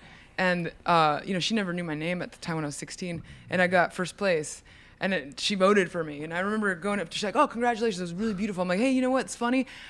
When I was 16, I went to your shop and you told me that I should go run while I can. And she goes, oh my God. And I was like, no, I'm like, I just want to say thank you. It's cool, you know? And, well, you accepted that inspiration the right way. Yeah. And she's still badass. So it was cool. You know, she's still, I think, a pioneer as far as LA goes, you know, and it's cool. Comics and tattoo artists have a lot in common in that it's a very much an outside chance of success. We're all fucked up. Yeah, we're both fucked up. We both have too much expression, and it's one of those things where, like, you know, if you say, what does your daughter do? Oh, my daughter's a tattoo artist. Like, oh, Jesus. Yeah. You're picturing fucking biker bars. And I'd be scared if you told me your daughter's a cheerleader. I'd be like, oh, yeah, around football players? Yeah, ridiculous. But, you know, you say, oh, my daughter's Kat Von D. It's like, oh, she's a famous celebrity tattooist. I've seen that show. She's beautiful. Uh-huh. It's a different sort of, you know, it's like, as if you try to tell your parents you want to be a comic, they look at you like, good fucking luck. Like, you need to get a job that's going to work. Like, that's not a... But what do you really want to do? Yeah, exactly. Well, you know, you need to have a backup plan. And, you know, I don't think anybody before you... That's the nuttiest thing about what you did is you became like... I mean, Ami, I guess, is famous too, but he's not famous in the same way. You know, that show... Was that the first show? Miami Ink? Was that the first of those Ink shows? He, for whatever reason, it wasn't the same thing. There's a lack of sincerity, that's all. Is that what it is? Yeah, I think so. Yeah. I mean, a guy with the shirt off, and I'm not saying that he's not, I don't know him anymore. I haven't seen him in years since those times. And back then I was a drunken mess. But, you know, people can, I think your looks get you so far, you know, and after a while you have to actually care about what you're doing and you know what I mean? So I think at the time it was probably hard I can only assume how difficult it would be for something so new, like a sensation of a new tattoo show, and being like the front man for that. It must be sidetracking at times, maybe. I'm not sure. Right, and then you can make mistakes that if you could go back and do it again, knowing the reaction to all those different things, Yeah, you'd maybe not probably be so do something mean a to little people, different. you know, and like. Yeah, know I know mean? what you're talking about. So yeah, it's that you know. well, sometimes it's hard when there's no one fucked up before you. No one fucked up before you that you could watch and learn from. So I you don't have to know. make all the fuck ups on Look your at all own. the assholes in the world and be like, I don't want to be like them. there you go. There's your example. And that is the case. I mean, we don't live in a vacuum. We all need those assholes to show us what it feels like to watch someone be an asshole. Yeah. I think just as much as you need inspirational people. Yeah. I guess we need them all. We need everybody, right, Brian? Oh yeah. What are you doing over there? Drinking Coke Zero. Got you off guard. You fuck. I'm chugging. Well, listen, Kat, this has been a lot of fun. Yeah, thank you guys Really, so really much for having interesting. me, and I loved hanging out Anytime. I love hanging out with You're you. very easy to talk to. Really, cool. really cool to talk How to. long of It's a really wait fun. do you have on your? Like, do you have like For 3 you? years or something crazy like that? Would you be willing to draw a Death Squad cat on Brian's back? Draw or tattoo? Tattoo. I'm sorry. Yeah. You know what I mean. I would love I just to need to tattoo. get mine fixed. I'll do that. Yeah, Get that one something that's over fucked up. Yeah, my what could you do? waterfall. Pull that shit up. What could you do to So- that? What could Oh, you I do don't that? know. Would he have to go and get that lasered? The options are endless. No, you can do something. You got options. Really? Yeah, we'll talk. Cool. Really? Yeah. You think you could do a cover up on that? That sucker? Maybe it depends. All right, beautiful. Look at that, Brian. We got something going on here for you. Sweet. It's beautiful. Listen, is there anything is anything you're selling? I know you had a No, book out for a while. You still selling I that? have Can people stuff, buy but that? I'm not a good commercial. Do you have a website that people can go and stalk you from? Her book is actually They'll figure it out. her book's online right here. It is right here. Oh, you guys are forcing stuff on there. I'm not. I actually, no one's forcing honestly, anything. I'm just like It's happy so to be fun. here. I'm We're, so happy we're to be here happy to have you. and I'm hang out. honored that you chose to come here and hang out. Yeah, with and us. sorry it It's took very so cool. long too. I wanted to come in sooner. Oh no, it's awesome. Anytime you want to come back too, All right, cool. please come back. It was Thank really you, fun. guys. It's very fun talking to you. Bye. And you can check her out on Twitter, the Cat Von D, you dirty fucks, and also Eddie Bravo. Check Eddie Bravo out and 10thplanetjj.com. Go and learn how to choke people, bitch. Learn how to get it together, put it together on the mat. Go to deathsquad.tv, pick up some cat shirts. Brian's got 2 available. There's still some of the original available and the new ones. Oh, they're not yet? Yeah. No. I gotta get them out of the warehouse. Okay, we'll get them out of the warehouse. Good shit. And thank you to onnit.com. That's ONNIT. Use the code name Got Your Back. What's today's date? The 10th. The 10th. For 2 more days, you get 18% off.